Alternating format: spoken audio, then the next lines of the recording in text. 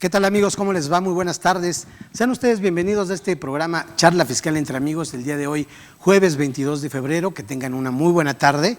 Y pues el día de hoy vamos a tener el gusto, como todos los jueves, y el tema de hoy no es para menos importante porque finalmente vamos a hablar básicamente, lo decíamos en el promocional, hablemos de IVA, de obviamente su causación, su acreditamiento, que no son cosas menores. Sin embargo, hoy nos encontramos a partir de la declaración del mes de febrero, hablando de personas morales, que nos encontramos con datos precargados precisamente de este impuesto, tanto para causación como para su acreditamiento. Pero vámonos por partes. Iniciemos primero hablando de lo que es la causación como tal. El artículo primero de la ley del IVA me establece que se causará el impuesto por la enajenación de bienes, la prestación de servicios independientes, el uso o goce temporal de bienes inmuebles y la importación. Digamos que de ahí de entrada podríamos aventarnos toda la charla, maestro, hablando de lo que sería la causación y no menos importante la parte del acreditamiento. Si te parece, vamos dividiendo la charla, primero en la causación, el acreditamiento y ya con el apoyo de nuestros amigos que amablemente nos van a estar compartiendo sus preguntas, sus experiencias, porque como bien dices, pues nadie está obligado a saberlo todo de entrada. Y todo mundo tenemos experiencias distintas y a veces actividades muy específicas que pueden ofrecer algunas situaciones muy concretas que a veces no son, les parecen toritos porque dices, no es cualquier cosa, no es cosa fácil. Hablemos, por ejemplo, de lo que es la importación, la exportación, etcétera. Y veremos en todo caso, la parte de la causación que ya decimos ahorita, oye, va a causar el impuesto la enajenación. Entendida esta como tal, con un concepto de enajenación que podríamos traer de lo que es el Código Fiscal de la Federación, la prestación de servicios independientes, que de ahí traemos artículo 14 de la ley del IVA, que se considera como un servicio personal independiente, el uso o goce temporal de bienes inmuebles, impuestos sobre la renta. ¿A qué se refiere? Que por ahí también había una confusión respecto, por ejemplo, de lo que eran plataformas digitales hablando del hospedaje. De momento de entrada decíamos, oye, hospedaje, arrendamiento. No, espérame, son cosas distintas. Y de ahí debemos de tener muy claro a qué se refiere cada concepto que la ley establece como una cuestión de causación del impuesto. Además del impuesto que se paga en la importación, ¿de acuerdo? Ahora, en ese caso, maestro, ¿qué comentarios tendríamos respecto a la causación? Y ahí voy a ampliar el comentario, por ejemplo, hablando de lo que es la zona de la franja fronteriza y el demás territorio nacional. ¿Qué podríamos hablar respecto a la causación de IVA? Claro que sí. Bueno, mira, para retomar y dar respuesta a esta pregunta, ahorita me vino a la mente algo así como un detox fiscal. Ok. Vamos a desintoxicarnos un poquito de algunos conceptos. Sí. Me llama mucho la atención, ¿no? Lo que tú señalas, la ley del IVA grava la realización de actos o actividades. Nótese que nunca dijo ingresos. Sí. Ojo. Sí. Nótese que nunca dijo emisión de facturas o emisión de comprobantes. Correcto. A eso me refiero con detox, sí, ¿no? Sí. Porque ya de pronto pareciera que, oiga, contador, este CFDI es deducible. Sí, hombre. Este IVA de este CFDI se puede acreditar. Sí. Entonces vámonos de a poco, ¿no? Primero aclarando este punto, se graban actos o actividades. El impuesto inicialmente a mi cargo, como tú bien lo comentas, pues propiamente yo lo tengo que recaudar. Sí. Es un impuesto de carácter indirecto, no me afecta de manera directa patrimonialmente hablando. Yo lo voy a adicionar, lo voy a repercutir. Correcto. En este caso vamos a pensar en la contraparte, que puede ser mi cliente, cuando yo realizo un acto o actividad identificado con enajenación, con la prestación de algún servicio o en su defecto con el otorgamiento del uso o goce temporal de un bien. En este caso, a nivel de precio, a nivel de contraprestación, yo voy a repercutir lo que es este impuesto. Vamos ahorita a tomar como punto de partida la tasa general. Ok. Tasa del 16%. Si yo en este momento le presto un servicio o le enajeno un bien a Octavio, vamos a ponerle un valor, un precio, una contraprestación de 100 pesos, Sí. tendremos que repercutirle a Octavio el 16%. Es decir, el precio de venta para Octavio, el precio por la prestación de este servicio, van a ser 116 pesos. Sí. ¿Esto qué implica? 100 es mi ingreso, que se identifica con un acto o actividad para efecto de la ley del IVA, y 16 pesos es la contribución, que como pueden notar, no me está impactando directamente a mí. Claro. A quien le impacta en este caso es a Octavio, Consumidor que final. tiene que pagar esta contribución. Vamos a pensar en este momento en él como un consumidor final, y una vez que yo le cobro este impuesto a nombre del Estado, a nombre del fisco, pues ya tengo inicialmente un impuesto a mi cargo. Si yo no tuviera erogaciones en las cuales con motivo de pagos a proveedores de bienes y servicios, o incluso aquel IVA pagado en la importación, yo no tuviera un IVA pagado por estos conceptos, pues así tal cual como yo te cobré los 16 pesos, ya los recaudé yo, en este caso se los entrego al fisco federal. Y por la parte del impuesto a cargo esa sería la dinámica. Ahora bien, la ley prevé dos tasas. Prevé la tasa general, tasa 16%, y prevé la tasa 0%. Ahorita tú nos comentabas región, zona fronteriza sur, zona fronteriza norte. Inicialmente años atrás tuvimos el estímulo fiscal, región fronteriza norte, cumpliendo ciertos requisitos, que digo, podríamos consultar el estímulo, pero básicamente ser bien portado, estar al día con las obligaciones fiscales, presentar un aviso, más que una autorización, presentar un aviso. Y en este caso, siempre que no sea alguno de los actos o actividades que están restringidos por el propio decreto, pues se puede manejar una tasa del 8%. ¿No? Siempre que estemos operando, siempre que pues el beneficio se aproveche en estas franjas fronterizas. Básicamente, para empezar, amigo. Perfecto, perfecto. No, y de verdad que eso es algo que en ocasiones cuesta mucho trabajo, estimado maestro, poder concientizar a nuestros clientes respecto a que el IVA no es un flujo que nosotros podamos utilizar en favor de la empresa. Porque como bien comentas ahorita, oye, en ese ejemplo muy plano, muy claro, en decir, oye, si fueran las únicas operaciones que yo tuviera y ese IVA que repercutiste al cliente en el final, que obviamente también esto se da en la misma cadena productiva o en la cadena de servicios que pudiéramos tener, vamos repercutiendo precisamente cada uno de las fases que pudiera tener una cadena, se va repercutiendo ese IVA. Se genera en cascada. Se genera en cascada. Y como bien dices, pues es la definición clara de un impuesto indirecto. ¿Por qué? Porque no afecta directamente mi patrimonio, puesto que lo estoy repercutiendo al tercero, que es el beneficiario del bien, producto o servicio. En ese caso, dices, oye, pues lo repercuto, lo cobro y simplemente así tal cual se los tendría que estar trasladando a la autoridad. Pero ¿qué sucede? Que en ese camino, pues obviamente yo puedo también, ya sea por estos 4 actos o actividades, que ahí también voy a hacer un paréntesis porque decimos, oye, ¿cómo entender esa parte? Actos o actividades, ¿no? Oye, yo me dedico, por ejemplo, al servicio de transporte de carga federal, listo. O me dedico a la comercialización de cualquier producto X. Esas finalmente son mis actividades. Pero de repente voy a vender o enajenar un activo dentro de esas actividades. No me dedico a ellas. ¿Eso se podría entender como un acto finalmente o es parte de mi actividad para hacer esa diferencia entre lo que se consideraría una actividad y un acto, que es lo que grava la ley del IVA? Ok, finalmente podremos decir, y parte de ello viene de la experiencia, que una actividad es una situación que se realiza de forma recurrente. Correcto. Un acto puede ser incidental, o sea, podemos hablar de un acto accidental. Correcto. En este caso, que no es con cierta recurrencia, pero igual a no estar exceptuado a nivel de ley, pues de pronto puede que sí se tenga que causar como tal el impuesto, un monto equivalente a lo que me arroje al aplicar estas tasas, o en su defecto, pues simplemente que por ese concepto no tenga que pagar el impuesto, ¿no? Fíjate que también algo que me llama la atención, y aprovechando que lo comentas, ese énfasis, ¿no?, en los actos o actividades, aprovechando el detox fiscal, fíjate que aquí no hay regímenes. Así es. O sea, no discrimina el IVA, aplica igual para personas físicas, para personas morales.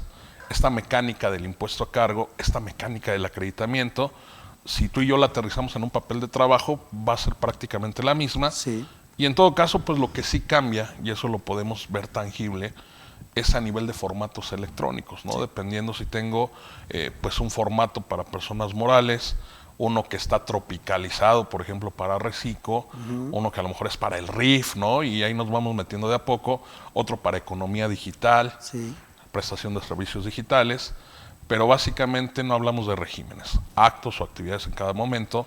No hay, de hecho se segmenta la ley por capítulos, y estos capítulos se identifican precisamente con el tipo de acto o actividad. Bien lo mencionaste, tenemos un capítulo de enajenación, uno de prestación de servicios, arrendamiento, etcétera, ¿no?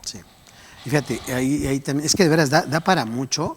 En cuanto a IVA, yo siento que tiene mucha claridad, a diferencia de otras leyes.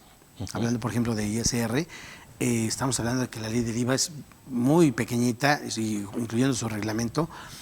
Y finalmente, como bien dices, oye, no hace una diferencia entre lo que serían algunos regímenes, ¿de acuerdo? Actos o actividades, eso es lo que grava. Pero se empieza a complicar, digamos, a partir de que de inicio no identificamos o no tenemos claro. Por ejemplo, ahorita mencionaste, cuando se da un ingreso de manera accidental, esporádica, y dices, oye, ¿qué considerar como ese acto accidental? Pongo el ejemplo, un médico. Un médico tiene ingresos que son exentos para IVA, propiamente no causa el impuesto por esos ingresos, que es la prestación de servicios de medicina para los cuales se requiera título profesional, reconocidos estos aquellos que son médico cirujano, cirujano dentista, odontólogo, un médico veterinario incluso, que dice, bueno, me queda claro quiénes están exentos de la prestación de ese servicio, por la prestación de ese servicio del IVA. Pero resulta que este médico puede llegar eventualmente a dar pláticas. Lo contratas tú, por ejemplo, para que vaya a un programa de televisión, para que vaya a un congreso de medicina, y en una conferencia, y precisamente haga una ponencia, no obstante sea un tema de medicina, ya no está realizando como tal la práctica de la prestación del servicio de medicina. Y en ese caso se entiende como un acto accidental o esporádico, lo que conlleva que no va a poder realizar ningún acreditamiento y que el IVA, así tal cual lo cobre, lo va a repercutir y lo va a enterar al SAT al mes siguiente de su cobro. Como un acto accidental, ¿cómo entender la periodicidad para poder considerarlo de esa forma? Bueno, también va a ir un poquito en pos de que yo tenga actualizada mi información fiscal ante el Servicio de Administración Tributaria, ¿no? Todo lo que implica propiamente el artículo 27 del Código Fiscal, presentación de avisos al RFC, porque digo, a lo mejor de inicio pues pudo haber tenido un origen accidental, pero a lo mejor a partir de ahí pues ya lo empiezo a ver yo como una actividad recurrente y no únicamente como un acto esporádico. Entonces, ¿qué sería ahí lo consiguiente? Inmediatamente actualizar, dirigirme a la página del SAT, actualizar mis obligaciones fiscales a través de esta actualización del cuestionario de actividades económicas, anexo 6 de la miscelánea, y a partir de ahí pues señalar que se trata de un acto o más bien ya se trataría de una actividad que de manera recurrente pues yo voy a empezar a realizar. Digamos que esa periodicidad quizá la podría yo establecer a partir, sería un criterio abierto prácticamente, porque no me lo establece la ley, pensando por ejemplo en que si yo llego a tener una actividad recurrente cada mes, por ejemplo, cada semestre, no me lo establece. Entonces dices, oye, pues regularmente me contratan para dar una conferencia como médico y resulta que me hacen esa contratación 2 veces por año. En ese caso, ¿tú lo considerarías como un acto accidental o ya tendría que formar parte de tus actividades, teniendo en cuenta los últimos 2 años en los que así ha sido cada semestre? Se puede considerar, a mi opinión, se puede considerar como, si bien un acto pues no recurrente por la frecuencia con que ocurre, pues sí como tal una actividad que vamos a llamarle es más bien como que esporádica. Esporádica, sí. O sea, yo no sé en qué momento, pues a lo mejor me puedan mandar llamar, me puedan pedir dar una plática, una capacitación, pero también fíjate muy atinado lo que comentas, ¿no? De pronto a lo mejor pensando que fue un acto accidental, que a mí me invitan a una capacitación o una plática, yo acudo, cobro, traslado el IVA, obviamente ni siquiera habría que acreditar, ¿no? Independientemente que tenga yo esa limitante. Así es. Pero ya a partir de que entra como parte de un proyecto, una línea o modelo de negocio, independientemente de que ya hablamos de una frecuencia, hablamos de algo esporádico, no tan recurrente, pero que ya tenemos ahí fijado el objetivo de que también vamos a abarcar esa línea o modelo de negocio, pues a partir de ahí seguramente, y por ejemplo si voy a dar pláticas en línea, pues a lo mejor adquiero un equipo de cómputo, alguna cámara, y ahí incluso podríamos empezar a hablar ya para efecto de acreditamiento de un IVA en periodo preoperativo, ¿no? Correcto. Y fíjate, también es que vamos a entrar y salir de la parte de lo que es la causación y es necesario también tocar el acreditamiento, porque dices, oye, ¿y cuál sería el efecto en específico?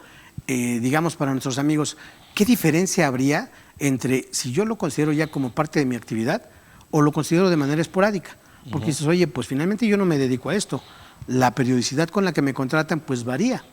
pero hasta que yo no lo tenga como una cuestión recurrente, digamos, de manera mensual, podría a lo mejor considerarlo como un acto esporádico. Oye, pero tienes un acto ya esporádico cada cuatrimestre. Pues sí, pero no deja de ser eso. No y no es mi dejo de actividad. cubrir la contribución, ¿no? Exactamente, y la entero íntegramente. ¿Cuál sería la diferencia? Porque finalmente dices, entre acto o actividad, que tú ya tienes como un acto esporádico, dirías, pues así como yo cobro el IVA, tal cual lo traslado y se lo pago al SAT. Pero si fuera parte de mi actividad, tiene un efecto diferente, porque entonces yo ya voy a estar hablando de que voy a tener dos tipos, si me lo permites la expresión, maestro, digamos de dos tipos de ingresos. Los que están exentos por la práctica médica y los grabados para efectos del IVA. Y dices, oye, ¿eso qué conlleva? Pues que ya hablando de acreditamiento, yo podría o debería de considerar una proporción los meses que yo cobre IVA para efectos de lo que va a ser el acreditamiento, ¿no? Cosa que hoy por hoy no haría. ¿Por qué? Porque toda esa parte que yo pago de IVA por servicios de mis proveedores o productos, pues obviamente ese IVA que yo pago lo voy a considerar como parte del gasto. Esto me lo establece como requisito lo que es el artículo 28, en este caso de los no deducibles, que se consideran, me parece, por ahí de la fracción 15 de ISR para personas morales, que cuando yo no voy a considerar como un gasto no deducible los impuestos, hablando de IVA y de IEPS, a menos que yo sea un contribuyente que no causó el impuesto, en todo caso lo voy a hacer deducible porque finalmente lo voy a considerar como parte del gasto. Que y no la fracción, tiene ese derecho o esa posibilidad de acreditarlo, ¿no? Y la fracción octava del artículo 148 para efectos de las personas físicas. No tengo la posibilidad, no tengo el derecho de acreditamiento, por lo tanto lo voy a considerar como parte de mi gasto y ya lo tendría que estar separando evidentemente, pero lo voy a identificar y lo voy a considerar como parte del gasto. Sin embargo, ya si tuviera esta parte como las dos actividades grabadas y exentas, ahí cambia la cosa, porque ya me establece la ley del IVA una mecánica para ese acreditamiento. Pero bueno, antes de pasar a esa cuestión del acreditamiento, maestro, te diría, ¿y qué pasa, por ejemplo, con esta cuestión de la exportación, hablando, por ejemplo, tanto de bienes como de servicios? Y me gustaría ahí mencionar algún par de ejemplos que seguramente a ti te va a pasar, Alfredo, es un hecho, y desde ahorita te lo voy así como proyectando, porque prácticamente tú sales en todos lados. O sea, ya hoy por hoy, desde luego que aquí en KDF, pues todos nuestros amigos ya lo ubican, pero prácticamente sales en todos lados. ¿Qué pasa si en un momento a ti, tú siendo residente en territorio nacional, prestas el servicio de tus conferencias, cursos, incluso te diría hasta una consulta, tú estando en México, a un cliente en el extranjero que no tiene residencia en México? ¿Ahí qué pasaría con la causación de ese impuesto? Bueno, fíjate, antes de ir a este apartado, este capítulo de la ley del IVA, habría que ubicar que dentro de esta característica de los impuestos indirectos, y específicamente retomando el tema del IVA, Sí. pues podemos encontrar que también es un impuesto de carácter territorial. Exacto. Que también habrá que ver para efecto fiscal y de la propia ley del IVA cuando un acto o actividad se considera realizado en territorio nacional. No que sea realizado en territorio nacional, que la ley prevenga Claro. y considere que efectivamente se haya realizado sí o no en territorio nacional. Excelente. Entonces, en ese caso, al hablar de la prestación de un servicio que se aprovecha en el extranjero, obviamente aquí hay de trasfondo otros temas, ¿no? Sí. Nosotros podemos voltear a ver el tema a nivel de, precisamente ahorita que comentaba, zona fronteriza, Sí. lo que es la competitividad, un mercado global, Sí. ¿sí? Entonces aquí lo que prevé la ley del IVA es que la exportación de bienes, o en todo caso la exportación de servicios que se aprovechan en el extranjero, y obviamente ahí partimos de la idea que es alguien que no tiene un establecimiento aquí, si no el servicio se estaría aprovechando aquí, ¿no?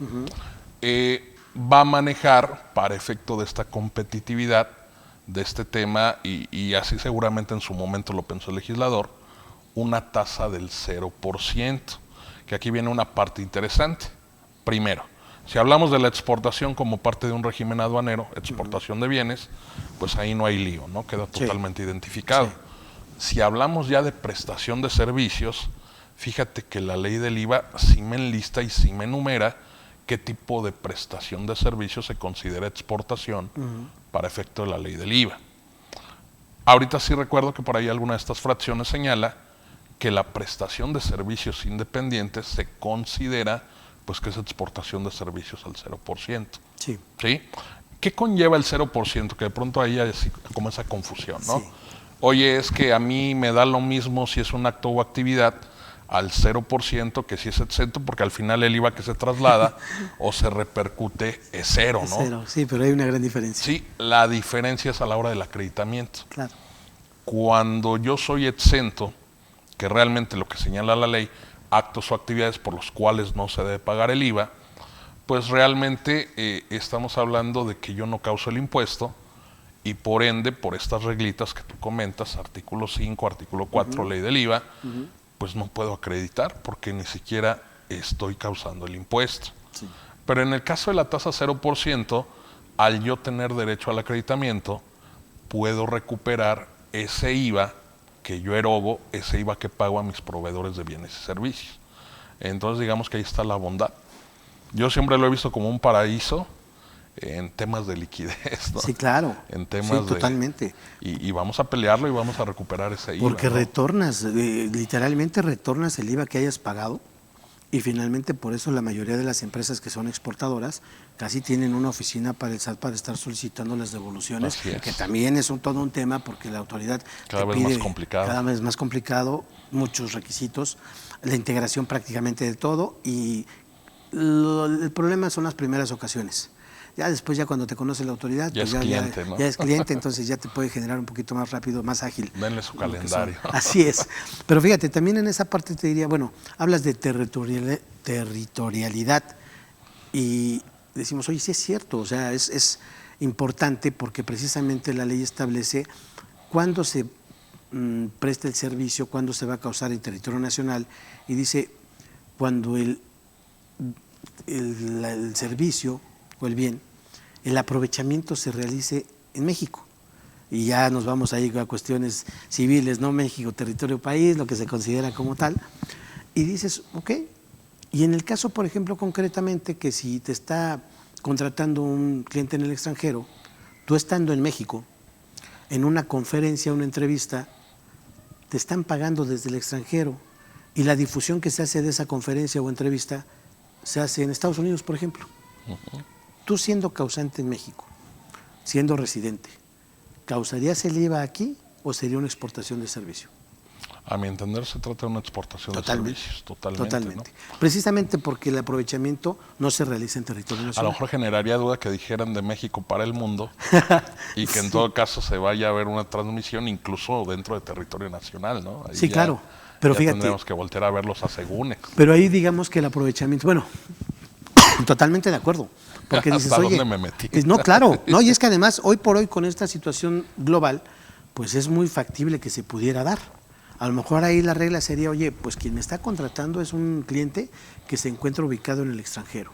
Sí lo va a acabar haciendo esa difusión a nivel internacional, pero también parte de esa difusión va a ser en México. Dices, a ver, espérame, yo no puedo saber qué porcentaje del servicio se está prestando en México. Quien me está contratando está en el extranjero, por lo tanto el aprovechamiento de ese cliente que yo tengo en el extranjero es exportación, 0%, ¿no? Porque eso finalmente lo vamos viendo cada vez más, realmente. Cada vez se va complicando más dentro de esta globalización, ¿no? O ejemplo, ¿no? Tengo un cliente que tiene esa cuestión similar, él siendo aquí residente en territorio nacional, le pagan de Estados Unidos, y el aprovechamiento lo tienen en Costa Rica. Y dices, oye, pues finalmente no deja de ser en el extranjero.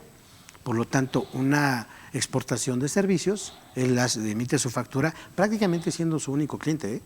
Pero ahí no lo puedes obligar, por ejemplo, a decir es que aquí hay una relación laboral, finalmente es extranjero, ¿de acuerdo? Porque aquí en México lo que pasaría es, solamente le facturas a una sola persona moral, aquí es un honorario asimilado o un honorario independiente que realmente están disfrazando una cuestión laboral, ¿no? En este caso, pues no aplicaría. Ahora, y siguiendo con esta cuestión de la causación, decimos, oye, ¿qué pasa, por ejemplo, cuando yo tengo, ahorita que comentabas, oye, en el extranjero, pensé también en los autotransportistas, que fue modificación en 2021, si mal no recuerdo, al artículo 4A, para poder considerar lo que son los ingresos no objeto, ¿no?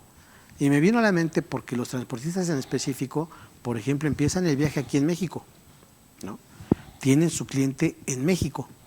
El servicio lo acaban prestando en el extranjero, porque digamos que en Texas es el destino, o cualquier ciudad de Estados Unidos, o va hacia abajo, Guatemala, Belice. Y acabas el servicio en el extranjero, pero el residente que te está contratando también es en territorio nacional. Dices, bueno, hasta ahí finalmente es una tasa general. Pero ¿qué pasa cuando regresas a territorio nacional? Ahorita ya esta modificación lo que implica es que se considere como ingreso a un objeto. Y la autoridad cada vez más va poniendo ahí, no te diría trabas, sino sí, el hecho de que dice, ok, y esos ingresos no objeto como que pues me llama la atención porque el efecto que puedo tener, simplemente con esa modificación que fue como imperceptible, digamos, a la hora de esa reforma, el efecto que causa también el acreditamiento tiene mucho impacto. Sí, yo diría que más que poner trabas, la autoridad, porque finalmente el SAT en conjunto con Secretaría de Hacienda son quienes trabajan parte de lo que es el paquete económico, ahí se incorpora la iniciativa de reformas cada año, y por supuesto que más bien la autoridad se da cuenta que ahí le metían gol, ¿no? Sí. Espérame, es que hay ciertas actividades que tú realizas que no son objeto del impuesto porque no se entiende que el aprovechamiento, la enajenación se realizó efectivamente en territorio nacional, pero tú en contraparte, todo junto con pegado tus gastos, tú sí te agarras y te los acreditas al 100%, ¿no? Así es. Entonces sabes que como tú tienes parte de este nicho, tú realizas en parte estas actividades, pues fíjate que también incluso si de pronto hubiera que manejar ahí pues esta proporción de acreditamiento, pues sabes que también en el total de actos o actividades me vas a considerar aquellas actividades que son objeto del impuesto, ¿no? Que finalmente también del acreditamiento en algún punto te terminas beneficiando. Sí, por supuesto, porque haces la comparativa antes de la reforma y hoy te das cuenta que sí disminuye y a veces de manera importante. Sí, y que también va de la mano, por ejemplo, con el tema de servicios digitales. También. O sea, cuando tenemos aquí Spotify, Netflix y todo, y hablando de esta territorialidad, pues esos servicios de streaming se aprovechaban aquí en México, independientemente que los que prestaba, quien los prestaba pues era un residente en el extranjero, además no teniendo un establecimiento aquí en territorio nacional. Y fíjate, ahorita que comentas esto de las plataformas, me viene a la mente, por ejemplo, digo, maestro, yo lo hago con toda la confianza de que pues tenemos que aprovechar, ¿no? Claro. No creas, hay alguna otra ocasión un invitado me decía, no, Octavio, a mí se me hace que eso ya es una cuestión como que un torito. No, yo aprovechando porque finalmente hacemos o tomamos la voz de nuestros amigos que nos acompañan y que de alguna manera queremos aterrizar con la experiencia que tienen nuestros invitados a cuestiones muy prácticas, ¿no? Y diría, oye, ¿qué pasa, por ejemplo, con las criptomonedas para efectos de IVA? Hablando de una causación, ¿dónde las ubicaríamos? Diría incluso también, aquí va de la mano, tanto para ISR, pero concretamente para IVA. ¿Qué comentario tienes al respecto? Pues finalmente como parte de una enajenación. No la veo yo como parte de una prestación de servicios, claro, ni como parte de un arrendamiento. Así es, ni tampoco un interés como tal. No, porque no estoy invirtiendo ni estoy finalmente poniendo un capital a que me genere rédito. Simplemente adquiero en algún momento enajeno y pues obtengo el beneficio de la fluctuación que pudiera haber con este criptoactivo, ¿no? Que sería como mi costo comprobado de adquisición, por ejemplo, y el momento de que lo vendo, ¿no? Ahora, hablando de IVA. Pues volteando a ver los exentos o aquellos actos o actividades por los que no se debe pagar IVA, pues yo nada más ubico lo que es la moneda, el oro, ¿no? Sí, propiamente. Sí. Así como tal, pues no está regulado y yo entendería que finalmente pues causaría IVA. Causaría IVA. Pues sí, prácticamente no está dentro de lo que serían los actos. ¿O tú qué opinas, amigo? Te veo carita pues como mira, de... lo que pasa es que me quedo pensando porque digo, ok, pues finalmente cumple con los requisitos de una enajenación de bienes. Eso me queda claro. Incluso aquí tendríamos que checar el artículo 126, quinto párrafo, en el que me establece que cuando yo haga una enajenación que no supere 227,400 pesos, Okay. no va a aplicar una retención del 20%. Entiendo. Y en su caso, pues no tampoco pagaríamos un impuesto, ¿no? ISR, hablando de ISR. Hablando de renta. En el caso de IVA, me queda, bueno, te decía, me quedaba la duda porque digo, a ver, regularmente eso, ¿dónde? De entrada te diría, ¿dónde realizas la enajenación? Porque finalmente esto dices, oye, es a nivel mundial. Correcto, ¿no? Y es en una nube. Es en una nube. En un limbo. Así es. Entonces me quedé pensando porque digo, oye, ¿y si fuera un acto en objeto? Porque tanto como para decir yo tener la certeza de que fuera un acto grabado, me quedan mis dudas porque, bueno, al menos habría que definir incluso si fuera a tasa 16%. Sí, porque el mismo artículo 4A que mencionas Ajá. no solo hace referencia a aquellos artículos que te señalan cuándo sí y cuándo no se realiza en territorio nacional. También dice aquellos que sea omiso el artículo 1. Exactamente. O sea, que no formen parte del objeto, ¿no? Fíjate, Sí, me metiste a reflexionar. Sí, claro. Sí, es que te veía la carita, digo, sí, ay, digo, no, como que tiene algo y fíjate, me en la surgió punta de la lengua. me surgió el dato de ahorita porque comentas lo de las plataformas. Y es que de verdad, honestamente, digo, no lo saben nuestros amigos, pero finalmente nunca preparamos nosotros una charla, si acaso Va saliendo, ¿no? llegamos. Sí, porque es la idea, ¿no? Precisamente el formato así lo permite. Así como ¿no? Es una un curso. partidita de dominó. Tal cual, como veo Doy, dice, no, pero tal cual, porque finalmente es, yo te diría, casi inagotable el tema fiscal y también hay temas prácticamente como contribuyentes, como actividades podemos desarrollar. Y me quedé pensando en esa parte y digo, oye, es interesante porque incluso hay un pronunciamiento de la Prodecon, hablando ahorita, estoy recordando de lo que es la venta de criptomonedas, en las que da todo un antecedente y dice, bueno, finalmente, no obstante que no es una moneda, porque también comenta que no es una moneda reconocida, digamos, por el Banco de México. De curso legal. De curso legal, dices, bueno, pues se trata de una enajenación de bienes. Pero yo me había quedado hasta la parte de lo que era el ISR, dije, pues sí, hemos tenido algún acercamiento con algunos clientes, solamente de apoyo temporal, pero dices, oye, hay gente que ha invertido, no sé, a lo mejor por poner un ejemplo, 100,000 pesos y llega a tener ganancias pues muy importantes, ¿Sí? te diría yo, más de 20 veces eso. Salieron de su apuro. Sí, de verdad.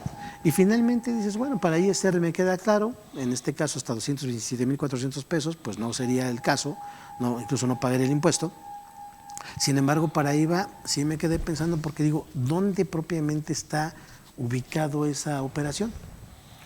Incluso ya sea que lo bajes o no a una cuenta bancaria ordinaria o cotidiana, de cualquier manera, si se da la enajenación, y también ahí hay otra cuestión importante, porque esas enajenaciones, pues prácticamente estamos hablando de que puedes hacer no sé cuántas al día, entonces sí se vuelve todo un tema, y para allá va también esta cuestión. Esas situaciones rebasaron incluso... Sí, que en algún momento tendrá que regularse, ¿no? Por supuesto, digo, hay una ley fintech que regula a estas empresas que puedan tener algunos servicios que pudieran dar en cuanto a cuestiones virtuales.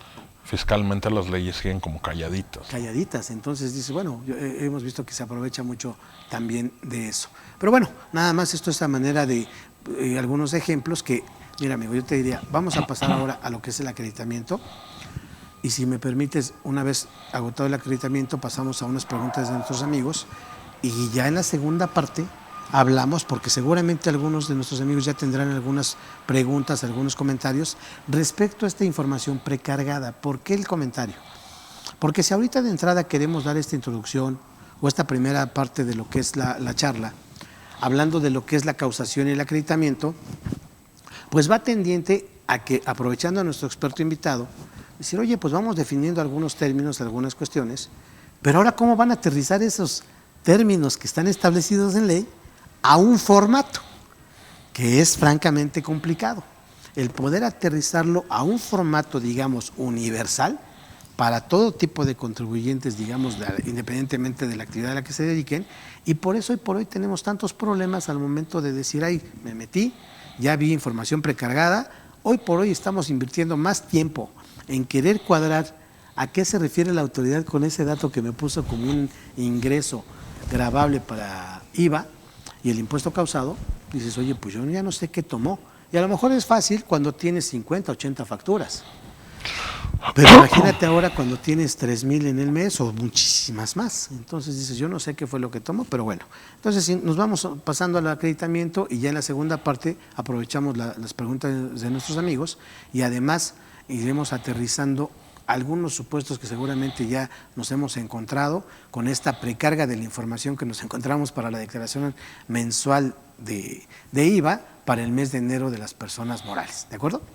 Ok. Hablando ahora de acreditamiento, mi estimado, ya lo adelantabas. Ese derecho que el contribuyente tiene precisamente a disminuir o acreditar el IVA que haya pagado por la adquisición de aquellos bienes o servicios en el periodo que vamos a declarar durante el mes y que evidentemente también deben de cumplir ciertos requisitos. Si quieres, empezamos por ellos.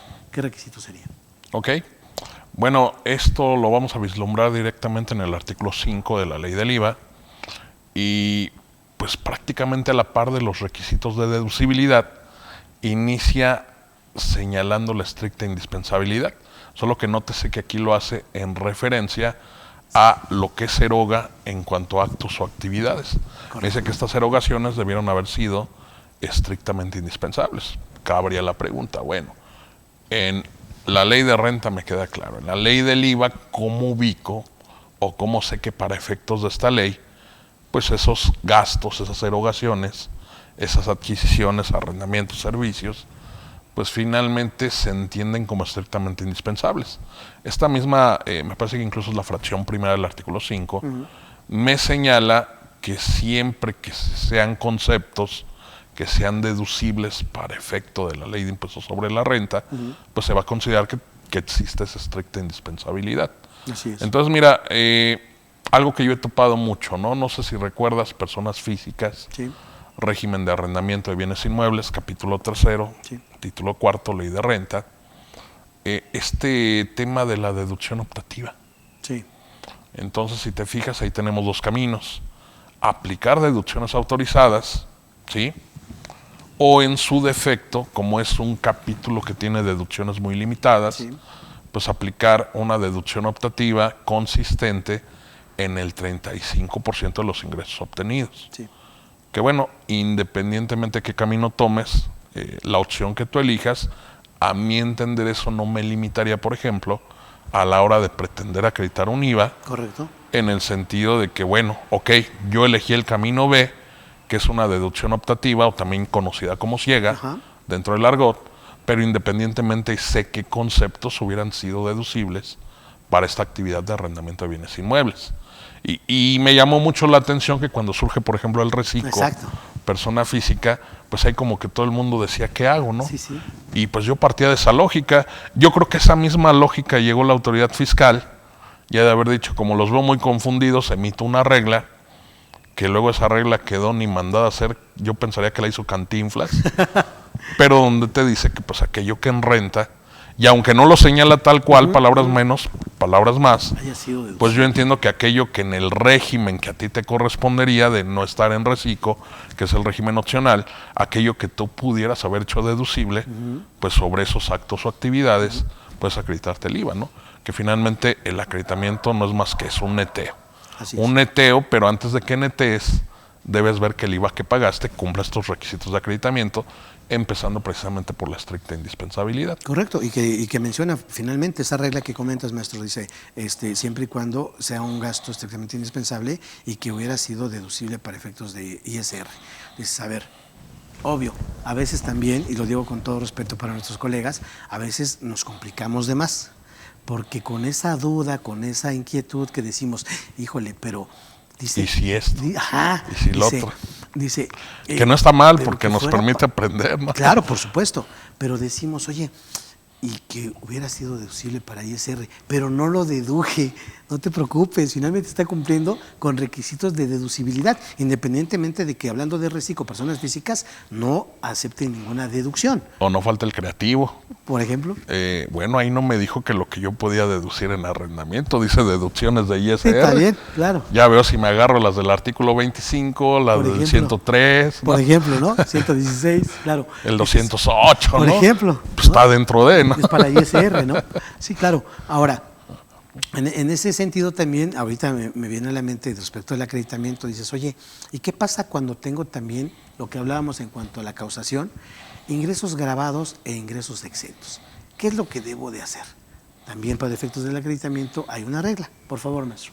Ok, mira, ¿cómo batallamos con esto?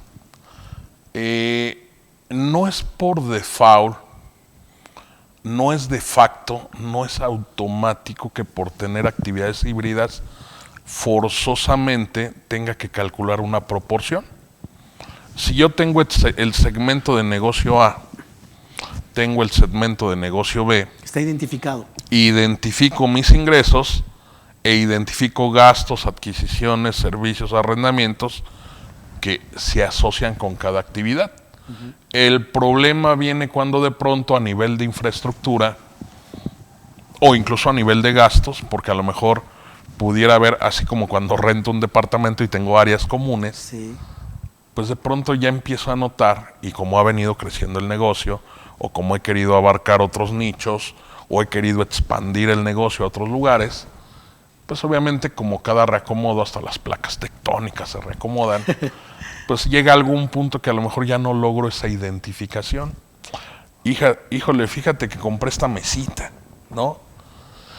Pero esta mesita me ayuda y me coadyuva a realizar tanto actos o actividades grabados como actos o actividades exentos. Bueno, vamos a dejarlo en actividades, ¿no? Sí.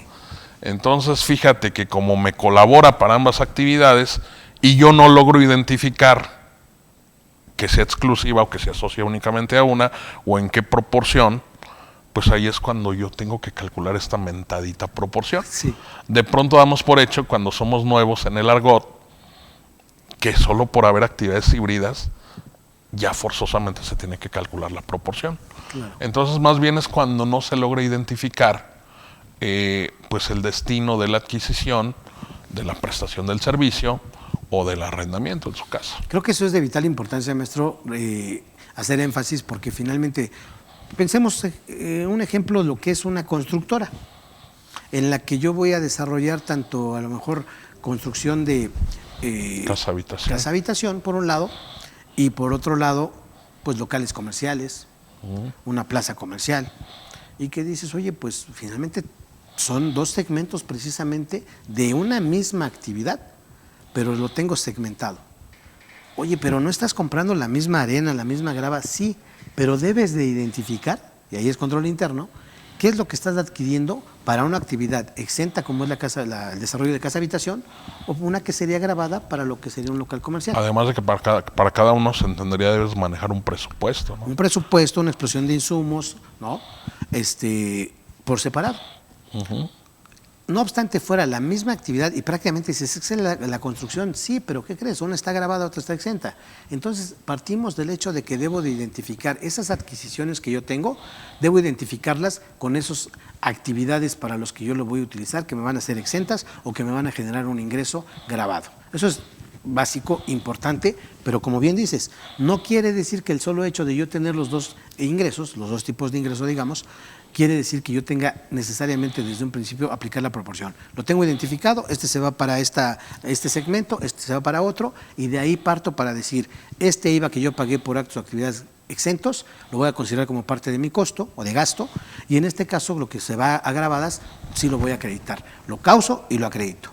¿Y qué pasa, por ejemplo, con gastos que no puedo identificar cuántos se van para una u otra? Llámese teléfono, renta, papelería, consumibles de cómputo, lo que tú comentabas ahorita. Dices, bueno, ahí se aplica una proporción. Áreas comunes. Áreas comunes, ahí aplica una proporción, que va en función de lo que yo considere como lo que tenga por mes, que también hay una opción por ahí, artículo 5B, respecto a que yo puedo determinar una proporción o debo determinar una proporción respecto de aquellos gastos o erogaciones que yo realice que no están identificados con cualquiera de estos dos segmentos.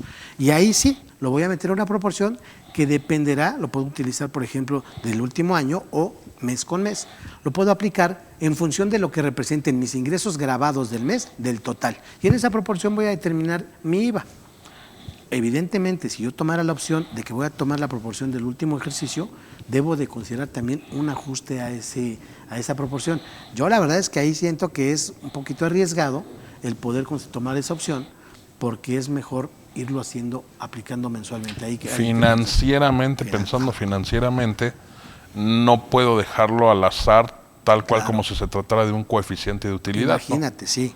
Yo considero que es eso, aunque fíjate que también nosotros lo que hemos notado, cuando una empresa está en crecimiento, cuando se está expandiendo, cuando quiere entrarle también a otros nichos, otras líneas, modelos de negocio, y que de pronto pues llega el día que el destino los alcanza y fíjate que aquí tengo grabadas, aquí tengo exentas, pues también habría que ver, sopesando la carga administrativa que se viene, pues hasta qué punto no echar todos los huevos a la misma canasta, ¿no? ¿Sabes qué? Vamos a segmentar la empresa. O vamos a crear una nueva empresa, o vamos a escindir, que digo, habría que sopesar también la carga administrativa de escindir, y que fíjate que esta parte se dedique a esto, esta se dedique al otro, cada quien identificar sus activos, instalaciones, servicios, y nos quitamos de líos, ¿no? Digo, si de pronto soy un contribuyente en pequeño o soy un contribuyente mediano, y que de pronto sean gastos muy sencillos, como tú indicabas, renta de oficinas, internet, digo, ahí no nos hace daño cada mes estar calculando una proporción, pero habría que tomar la decisión, ¿no? Porque luego de pronto, cuando hay asesorías o cuando atiendes a un cliente, sí llegan las preguntas muy tajantes. ¿Qué me conviene más? ¿El anual o el mensual? ¿O me conviene todo manejarlo en una sola empresa? ¿O me conviene segmentar actividades, crear otra empresa, esto manejarlo como persona física, esto como persona moral? Y yo nada más les hago la cara que a nadie le gusta, ¿no? No sé. Sí. ¿Cómo que no sabes? Pues es que primero hay que ponerlo en papel. Y analizarlo. Hay que proyectarlo, ¿no? Claro. Hay que ver tu presupuesto. No, fíjate que ya de por sí traigo un despapalle porque ya veníamos operando así con todo este borlote. Bueno, pues al menos volteando a ver los números del último año. Sí. Vamos a proyectar su cada quien con su cada cual y a partir de ahí tomar decisiones, ¿no? No es nada más como que, pues fíjate que como con casi todos mis clientes me ha ido bien.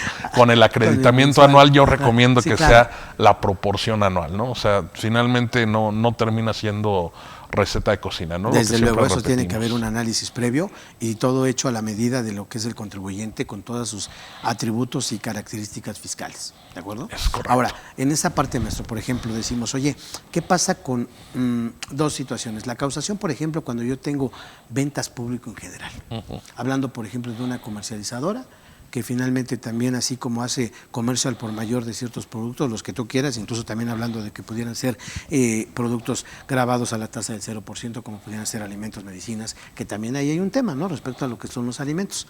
Diríamos, oye, el otro día me hacían una consulta, y te la pongo aquí sobre la mesa.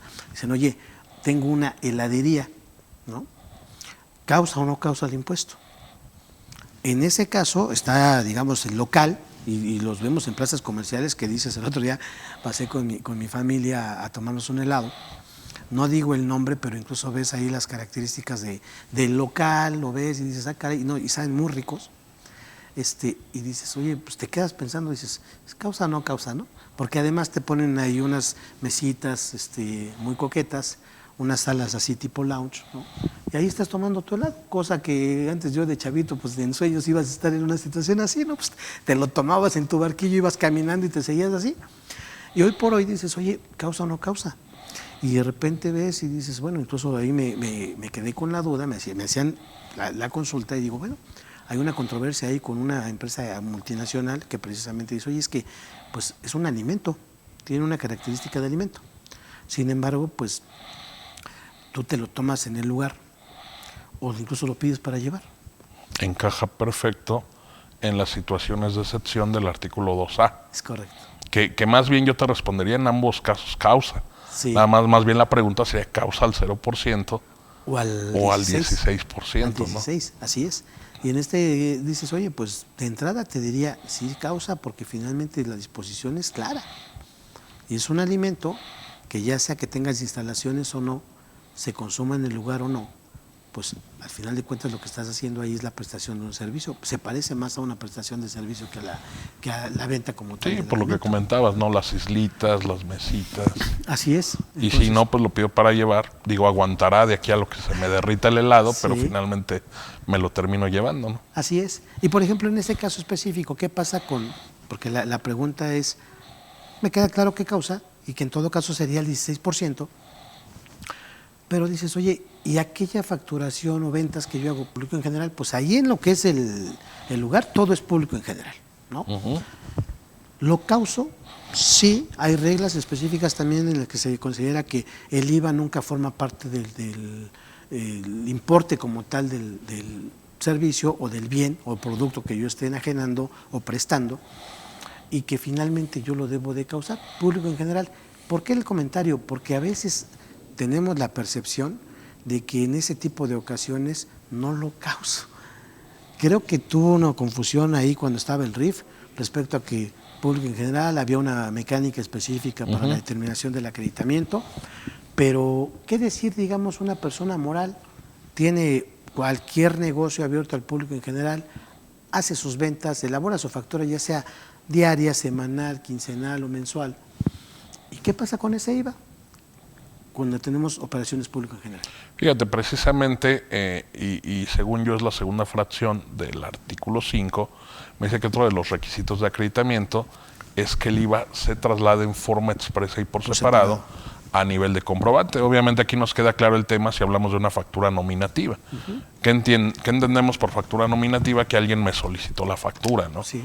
Sin embargo, en este tema de público en general, pues fíjate que anteriormente como tal y antes de llegar a este tema del comprobante fiscal digital por internet, pues no había como que tanta regulación, ¿no? Hoy día, digo, los comprobantes eran en papel, los mandabas a hacer con impresor, te ceñías a ciertas características, algunas reglas de la miscelánea, pero llega el formato digital y pues ya nos metemos también, pues no solo a temas de reglas misceláneas en específico, nos metemos a un anexo 20, nos metemos a guías de llenado, a preguntas frecuentes y un tipical de situaciones, ¿no? Mira, expresamente la guía de llenado, y regresando a esa falsa percepción que yo no pensaría que es exclusiva de los RIF, ¿eh?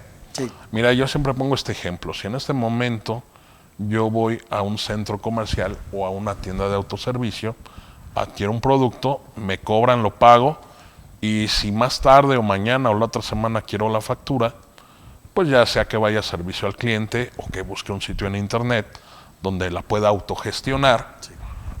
Y pues no va a pasar una situación que se da muy recurrente, ¿no? que Walmart, Sanborns, Palacio de Hierro de pronto me digan, si quiere factura es con IVA, ¿no?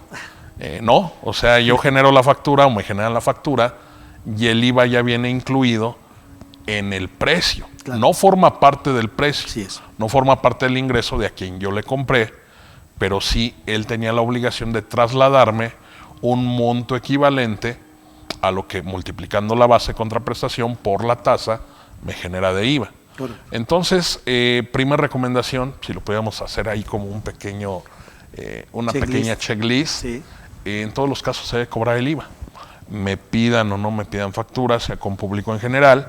Volteando a ver nuevamente este tema de la guía de llenado, la guía de llenado de CFDI señala en su quinto párrafo, haciendo relación con la regla 27121, pues que los impuestos indirectos se tienen que desglosar, entendiendo que no hay ninguna afectación o perjuicio para el fisco. ¿En qué aspecto o en qué sentido?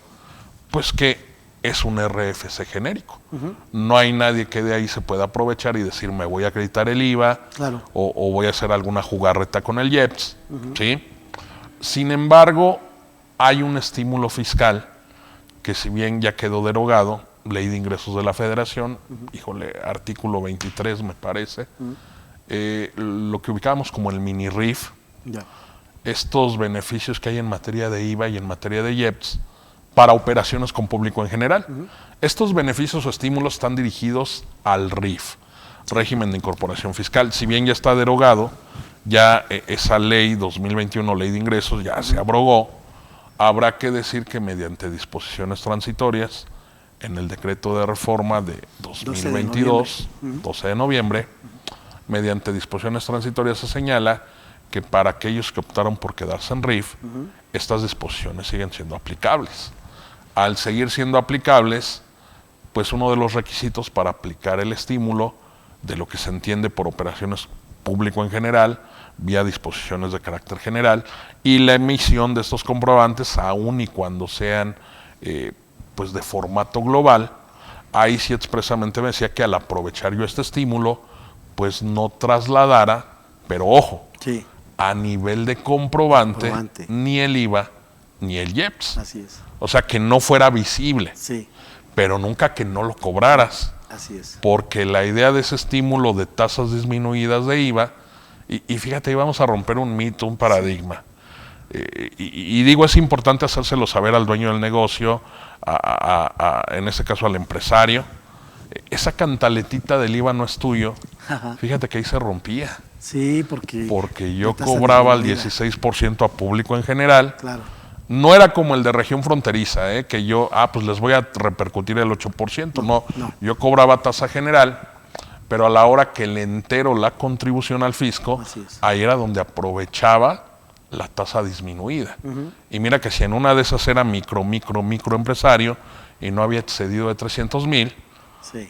pues ya no solo no Ya me le cayó aplicaba una lejita adicional. el tema de la reducción, ¿no? Ya más bien quedaba totalmente erosionado el IVA. ¿Y a dónde creen que iba a parar el IVA? Sí, pues el flujo. Ingreso acumulable, Sí. no. Ley de Ingresos de la Federación, creo que sí era el 23, Ah. me decía que cualquier beneficio derivado del estímulo no se iba a considerar ingreso acumulable. Que es una regla para cualquier estímulo, siempre y cuando se van a acumular, siempre y cuando el mismo estímulo como tal Lo establezca. exprese, ¿no? Así es.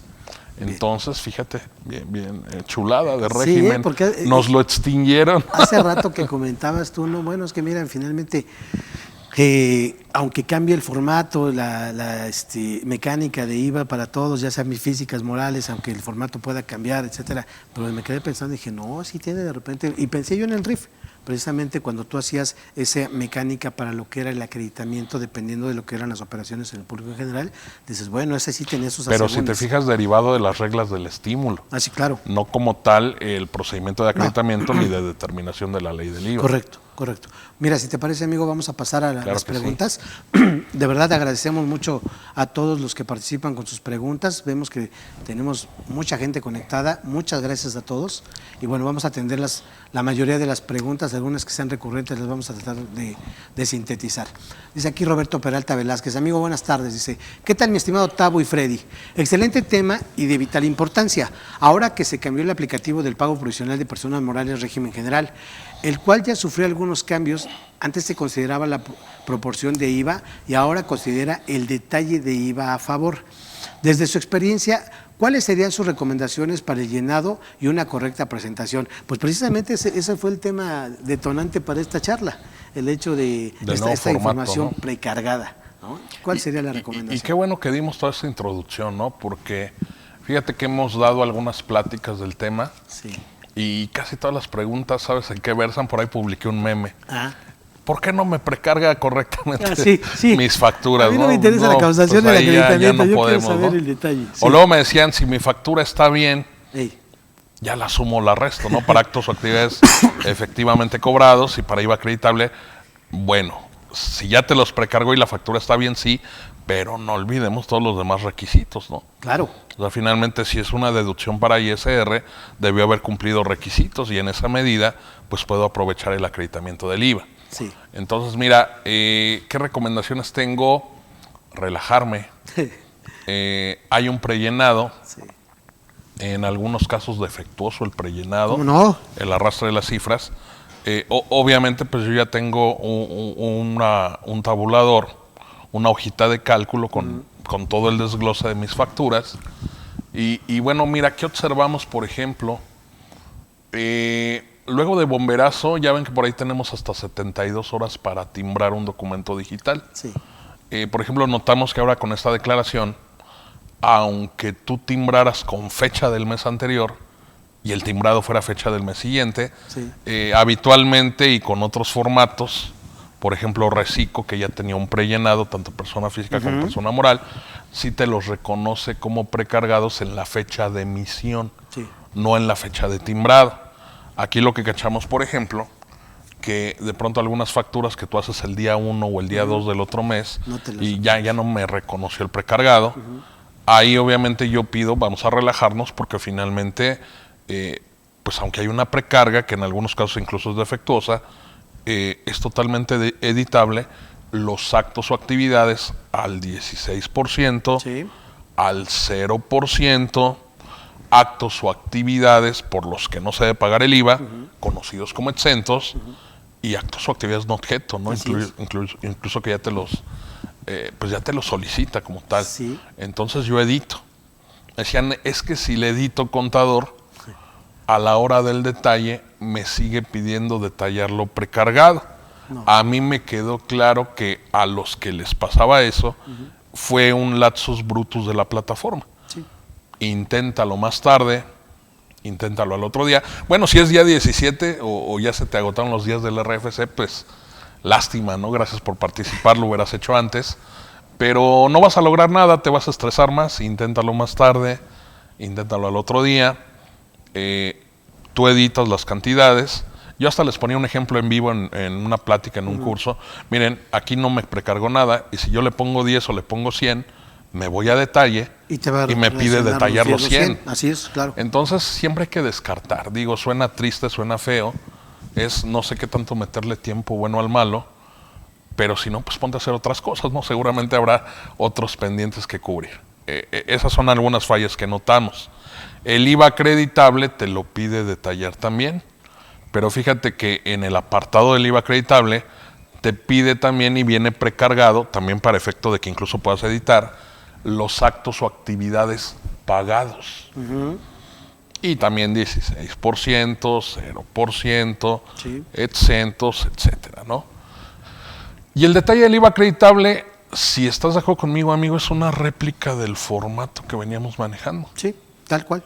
Así tal cual, donde tú indicabas que se identificaba con actos o actividades por los cuales se debe pagar el impuesto, ya sea si fuera únicamente gastos, que sea distinto de inversiones. Y de Si eran inversiones, pues obviamente específicamente inversiones que en este caso me ayudan a generar actos o actividades por los que se debe pagar el impuesto, cuáles son con motivo de la importación a nivel de régimen aduanero, cuáles con motivo de una importación, pues propiamente servicios o intangibles que también virtual. se puede dar. Y ahí, en tanto tú no detalles o identifiques que todo está asociado con actos o actividades al 16%, ahí es cuando la diferencia te la arroja por default a lo que es actos o actividades exentos o parcialmente exentos. En ese momento te habilita, te pregunta si vas a utilizar proporción, le dices que sí, capturas con tus deditos y manitos la proporción y listo, ¿no? Pero creo que ya me perdí. No, hombre, no. ¿Qué preguntaba? Decía Roberto, nada más algunas recomendaciones. Y fíjate, también en ese caso yo creo que habrá que entender de entrada, digo, este comentario yo espero nada más que no abuse la autoridad como lo hemos venido viendo, respecto a que, mira, primero nos deja claro cuál es la tendencia hacia dónde vamos quizá en un corto, mediano plazo, en el que efectivamente ya estas precargas realmente tengan alguna similitud con la realidad. Pues automatización total, ¿no? Total, Finalmente. Entendamos que es un periodo de, digamos, de implementación y que pues va a tener prueba y error. Digo, ojalá no abuse la autoridad de este periodo. ¿Por qué? Porque nos encontramos en cuestiones muy prácticas, amigo, tal cual. Te diría, no nada más en IVA, así palabra. Colaboradores en la oficina, conta, ¿qué cree? La de este cliente, la declaración de este cliente, únicamente hablando de lo que son retenciones de sueldos y salarios, solamente está considerando una quincena, por ejemplo, ¿no? Y está timbrado dentro del mes, ya ni siquiera el mes siguiente. Ok, ¿sabes qué? Ponte a hacer otra cosa, aguántate. ¿Cuándo vence? El día 23, sin problema. Dale, y fue la semana pasada. Está bien, sin problema. Vamos a darle al viernes.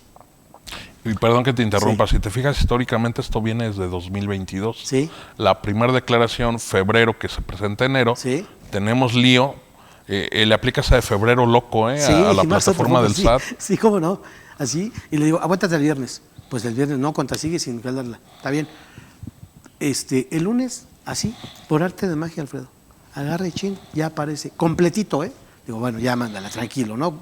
Yo también estoy de acuerdo, relájate, no hay problema. Incluso pasó con otro cliente que definitivamente llegó el plazo, no lo consideraba. Digo, ¿sabes qué? Aguántate. Se pagaban alrededor de 380 pesos de recargos. No estás obligado a lo imposible, ¿no? Le digo, ¿sabes qué? Y miren, eso finalmente es un criterio, es una recomendación. En un afán también de tranquilizarnos un poco, digo, mira, preséntala así, y yo sé que a muchos no les va a gustar este comentario, pero fíjate, a ver tu punto de vista. Digo, no la presentes. Ya vimos que con el otro se tardó, pero cargó la información correcta. Ni hablar, que se vaya con los recargos. Y sí, efectivamente, yo sé que muchos van a decir, es que es lo que quiere la autoridad, pero mira, 380 pesos de recargos. Ya los cargó completamente, ahora sí ya mándala, hablo con el cliente, mira, pasó esto. ¿Por qué? Porque prefiero Si yo lo tuviera que poner, lo pongo. Pero en este caso dice el cliente, no hay problema, Octavio, no pasa nada. Prefiero que se hayan pagado 380 pesos, a lo mejor también no es tanto, a que yo tenga que estar perdiendo o invirtiendo tiempo en 2 o 3 aclaraciones posteriores que la autoridad me va a decir, oye, me pagaste tal cantidad, no quería pagar menos, me pagaste tal cantidad, pero no coincide con lo que de inicio estaba precargando la página. Dices, pues no, porque no estaba correcto el prellenado. Hablando ahora de IVA, dices, oye, pues nos dimos cuenta inicialmente y me hicieron la consulta, estaba telefónicamente, me hizo un contador, oye, Octavio, fíjate que no me deja editar la cantidad del impuesto a cargo, de los ingresos grabados para la causación del impuesto. Digo, Conta, y esta yo pareciera que es la que aplica siempre, pero ¿qué crees que en ocasiones sí es real? Dice, Conta, cambia de navegador. Digo, aquí te aguanto. Dice, a ver, va. Palabra de Alfredo. Se mete, cambia de navegador. Dice, ¿qué crees que en este sí me deje editarlo? Le digo, y él estaba en Firefox. Se cambia a uno, el Google Chrome. Me dice, Octavio, aquí sí me deja editarlo. Digo, pues ya estás, Conta, punto.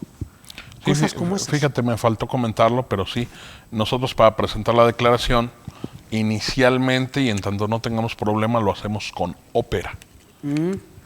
A partir de que Opera tenga algún lío, alguna falla, lo empezamos a hacer con uno que no sé quién lo fabricó. Ajá. No sé si sea ahí parte de la comunidad o sea negocio. Ajá. Uno que se llama Brave o Brave, se escribe Ok. Brave, ¿no? Un leoncito. Listo. Y pues cuando nos da algún trabajo también Opera, lo hacemos con Brave. Y en raras ocasiones, aunque a algunos les ha funcionado mejor, lo hacemos con Edge, Ya. pero lo hacemos en de cuando ven cosas los chavos que no deben ver, ¿cómo se llama? En modo incógnito. Ah, ok, ya. Ok. Sí, para que no me precargue como los formatos, las cookies, toda esa Ajá. parte. Entonces, pues diría un eslogan de cerveza, la cosa es buscarla. Exactamente. Una personita así me decía, ¿sabes qué? Yo estoy empezando, son mis pininos. Digo, ahorita, si te fijas, todo es costo de oportunidad, amigo. Sí, sí, claro. Sopesas, ¿no? Desde Costo-beneficio. Fíjate que me sale más caro desvelarme, estresarme y todo, a que yo le diga, mira, cliente, ten, Sí. o ¿sabes qué? Aplica lo de los honorarios. No hay lío. Sí, claro. Y también, pues si no es tu caso, si estás iniciando, si a lo mejor es un accesorio gravoso, pues yo diría la palabra que utilizan mucho, a mí no me gusta, cuádrenla. Sí. Ahí, sobre todo esta nueva declaración de Sí, IVA, sí. sigue teniendo otras cantidades a cargo, otras a favor, Sí. y en tanto se componga la plataforma, si el próximo lunes, que ya no es época de declaraciones, ya te jala bien o ya te permite editar, presenta metes una complementaria, complementaria desde luego. con la información que es. Totalmente de Digo, acuerdo. si de plano me pone muy aprensivo, ¿no? Pero luego pareciera que nos volvemos obsesivos. No Sí. solo uno como asesor, luego también las personas que te ayudan y pues luego hasta estás soñando, ¿no? ¿Qué crees? Soñé Sí, que ya la güey. presenté. Sí. O soñé que no Y le aparte me votó que no Sandra le a he favor. podido presentar, ¿no? Me votó Sandra a favor. No, mira, yo creo que esa recomendación, maestro, de verdad, y qué bueno que lo menciones tú así, porque dices así en términos coloquiales, ¿sabes qué? Cuádrala. Hay que tomar en cuenta una cosa, y estoy seguro que lo vas a compartir, las contribuciones son autodeterminables. Finalmente, diríamos, existen como tal normas sustantivas y normas de procedimiento. Las sustantivas van a ser las que tengan que ver con los elementos de la contribución, amigos. Sujeto, objeto, base, tasa, tarifa, época de pago. Oye, ahí sí no te metas, determínalas correctamente. Las normas de procedimiento precisamente es un formato. Si yo en un momento dado le estoy pagando, porque obviamente tienes tu determinación cotejado contra lo que son estados de cuenta, formas y métodos de pago, porque no nada más debe de ser a través del cobro como tal de efectivo o transferencia, pueden haber otros métodos de extinción de las obligaciones. Si tú tienes tu papel de trabajo correctamente determinado, te cuadra prácticamente al 100%, dices, oye, yo la cantidad que terminé pagando fue la que realmente me correspondió. Fondo sobre forma. Totalmente.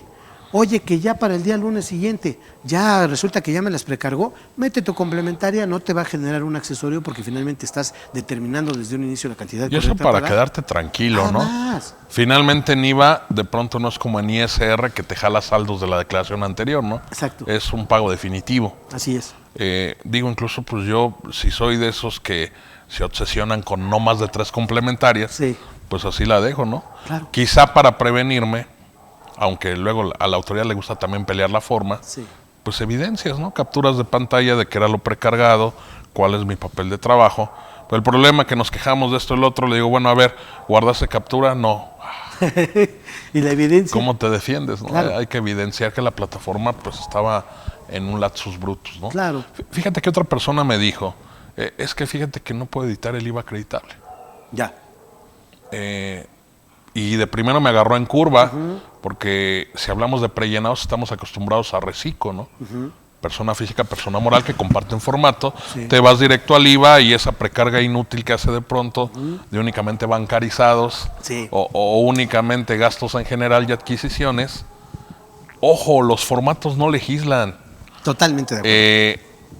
Si yo pago con caja chica un gasto, no excedo de los 2,000, no rompo requisitos de deducibilidad, y ese IVA cumple todos los requisitos de acreditamiento del artículo 5, aunque no haya sido bancarizado, yo edito el IVA que tengo en mi papel de trabajo. Totalmente. ¿A poco si compras un activo?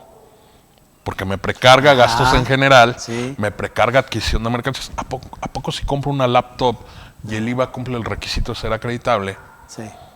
No lo voy a acreditar porque el formato no lo precargo. Por supuesto No. que sí, lo vas a acreditar. Y me agarró en curva, ¿no? Ya cuando me acordé, y sí, hasta se estaba como enojando la Sí. persona. Yo creo que ya muy estresada, ¿Cómo no? varios días. Es que todos me dicen que se puede editar y yo no lo puedo editar. Sí. Hasta que le caché, formato nuevo, ¿sabes qué? Sí. Es que lo que editas son los actos o actividades pagados al 16%. Sí.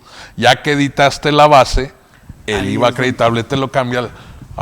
Y hasta casi me pide una disculpa porque sí, o sea, ya se puso hacia Se un había nivel estresado. violento, ¿no? Ya Sí. muy estresado. Sí. Entonces, yo creo que también luego de pronto, aunque ya el sistema no esté fallando, pues también necesitas tomarte un respiro, ¿no?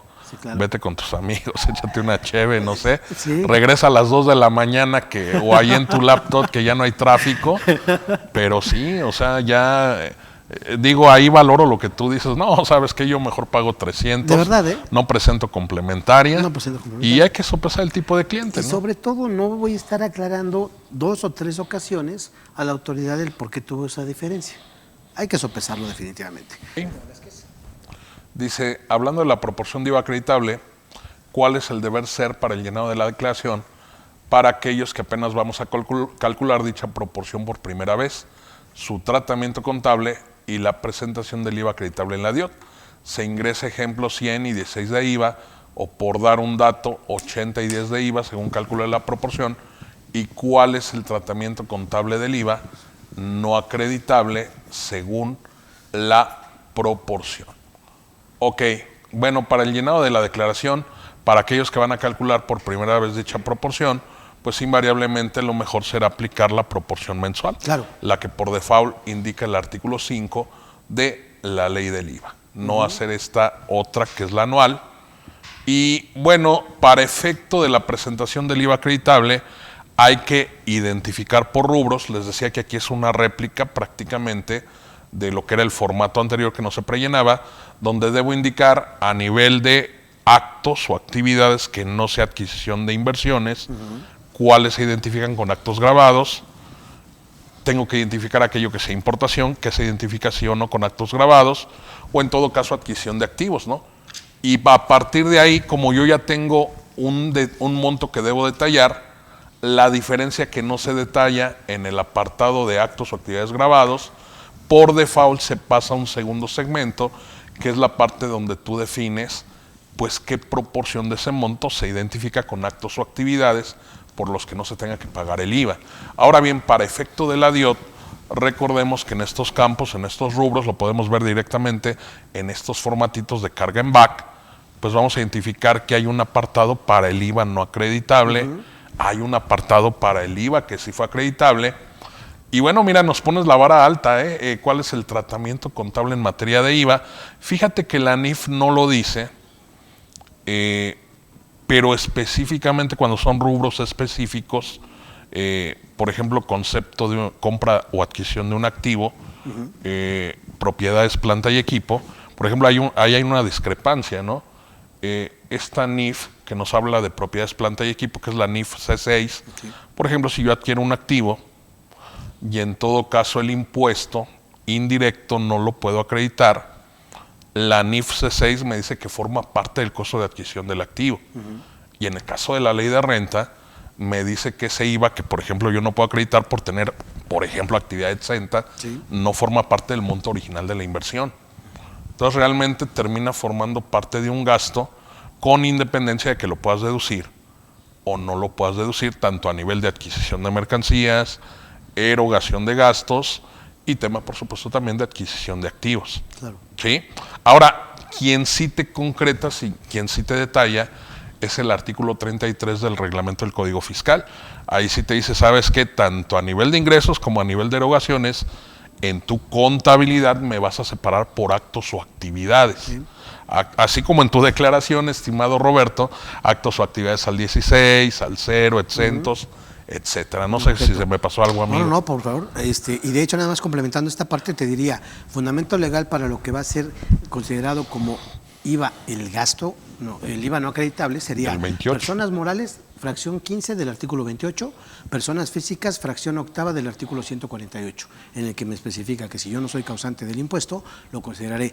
Estos dos artículos hablan de lo que se considera como no deducible, pero me dice que cuando no sea causante del impuesto, lo cual quiere decir, entonces sí será deducible como gasto. Ahí nada más te dejamos en la referencia, mi estimado Robert. Luego dice, igual Roberto, dice, Freddy, respecto al registro contable, una venta de 100 masiva, ¿es correcto el registro? Cliente 116, venta 100, IVA por cobrar 16, o cómo lo recomiendan en cursos, cliente 100, IVA por cobrar 16, venta 100 e IVA por cobrar 16.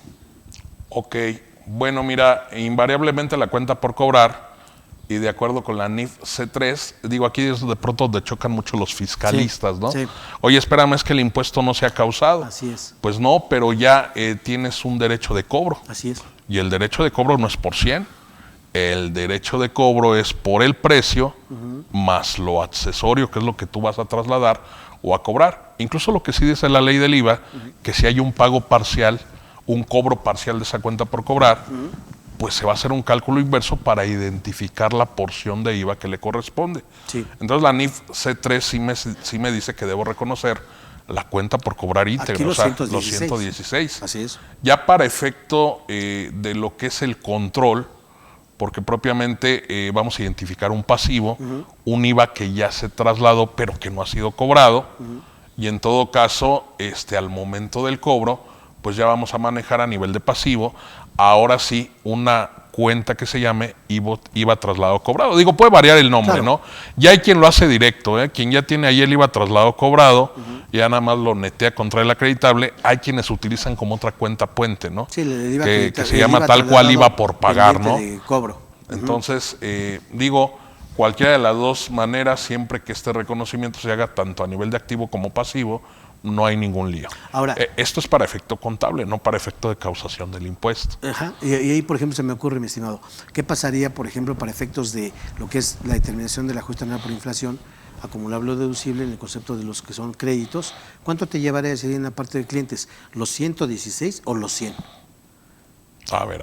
Sí. Cuando tú determinas tu ajuste anual por inflación, determinamos lo que son créditos, tienes todos esos derechos, y la cuenta de clientes jugaría como parte de un crédito. Ya te entendí. Entonces, con lo que tú acabas de comentar, dices, oye, yo tengo el derecho de cobro de 116 y para efectos del saldo promedio anual de los créditos, considerarías los 116, ¿cierto? Sí, es un crédito en numerario, ¿no?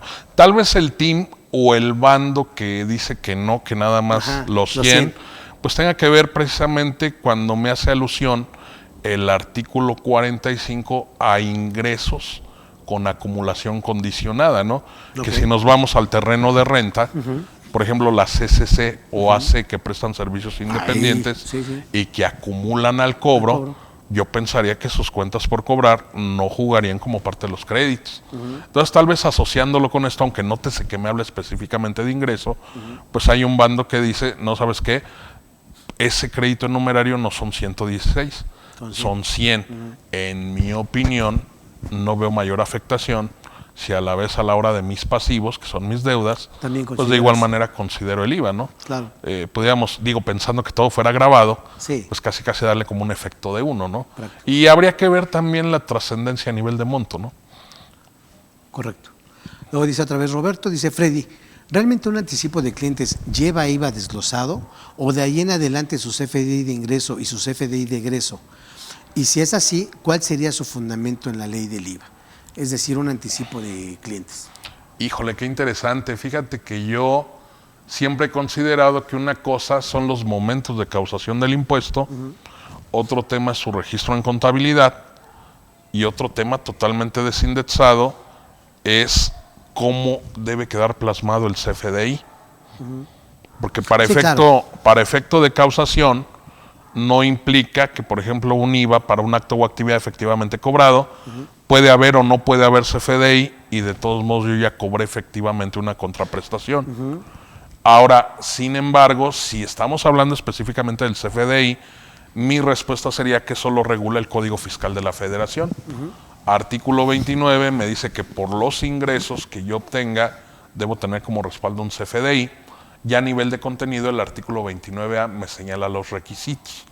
El problema es que después de las 9 fracciones del artículo 29A, también hace alusión a lo que es las disposiciones de carácter general en materia de comprobantes fiscales. Y parte de lo que son propiamente pues estos requisitos, estas reglas, están contenidas en la guía de llenado, que ojo, además forman parte del anexo 20. Ahí vamos a tener algunos apéndices y efectivamente me indica que cuando se trata de un anticipo, pues le tenemos que considerar el IVA. Digo, ahí el tema podría dar para bastante, podríamos meternos en temas pues de derecho civil, de derecho mercantil. De compraventa. Y el tema de la compraventa, y sin embargo yo diría, pues sí, cuando algo no está en una norma expresa, pues primero acudimos al Código Fiscal de la Federación. Si en el código, por defecto de la ley, no lo encontramos, pues ahora sí tendremos que irnos directamente al derecho federal común. Pero identifico que tu pregunta específica es en cuanto a cómo se debe facturar y si debe haber ese traslado a nivel factura. Yo te contestaría más fácil. Si a lo que tú te dedicas es un acto o actividad que efectivamente sabes que grava para IVA, y vamos a pensar que ahorita tú eres mi cliente, estimado, y me pagas de más por error, te agarré desvelado y estresado por las declaraciones, te da dislexia y me pagas más, yo te lo voy a devolver, no sabes qué, quédatelo para una compra futura.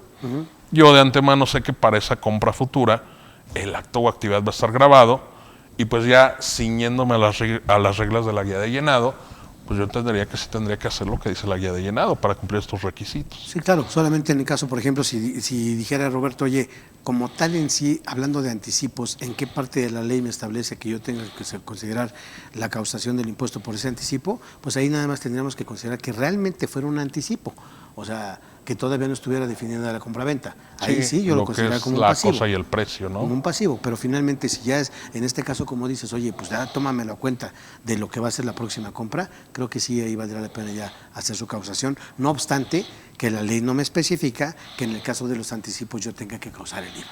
Ahora bien, esto es el timbrado. Ya si yo tengo otro criterio a nivel de acumulación en renta, a nivel de lo que es la causación del IVA, eso ya a la hora de determinar, eso ya a la hora del registro contable es totalmente independiente. Claro. Luego creemos que va amarrado, ¿no? Por el simple hecho de que el CFDI pues sea un documento fuente o un soporte. Listo. Pero contestando la pregunta específica, la guía de llenado así lo estipula. De acuerdo. Luego dice Eric Mir, hola, saludos. ¿La venta de tablas de madera grava IVA? Gracias por sus comentarios. Ah, qué interesante.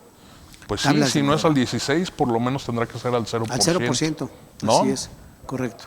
Alejandro Ramírez, contadores, pero ¿qué pasaría cuando a lo mejor ese ingreso es mayor que mi actividad económica? A pesar de lo que hubiera hecho una vez al año, ¿es importante el porcentaje de mi ingreso? Supongo que se refiere a la parte de lo que son los, Preponderancia, actos accidentales. o esporádicos, ¿no? ¿Qué pasaría cuando a lo mejor ese ingreso es mayor que mi actividad económica? No, eso no tendría propiamente Pues también que le acreditas, ¿no? Es un acto accidental. Así Fue es que le espontáneo, acreditas. ¿no? Sí, correcto. A ver qué junto, ¿no? Para ver qué le acredito. Aquí, digamos que ya la se vería parte- muy forzado, ¿no? Sí, la parte de lo que sería el acto accidental o esporádico no tiene que ver propiamente con el nivel del ingreso.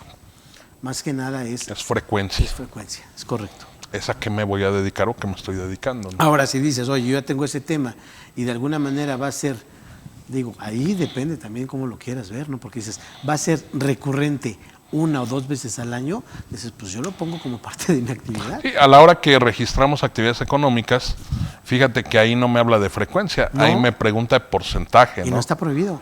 Sí, y no está prohibido. Y digo, ahí el porcentaje pues será una vez, pero pues va a ser 80% las conferencias Ya está. y 20% servicios profesionales de medicina, ¿no? Así es de que ahí está el TIBE. Ay, esa de Lucía Tal cual. está muy buena. Dice, ahí para que te sepas, Alejandro. Dice, bueno, Lucía Romero dice, el artículo 6º de la ley del IVA habla de que los saldos a favor se podrán acreditar hasta agotarlo.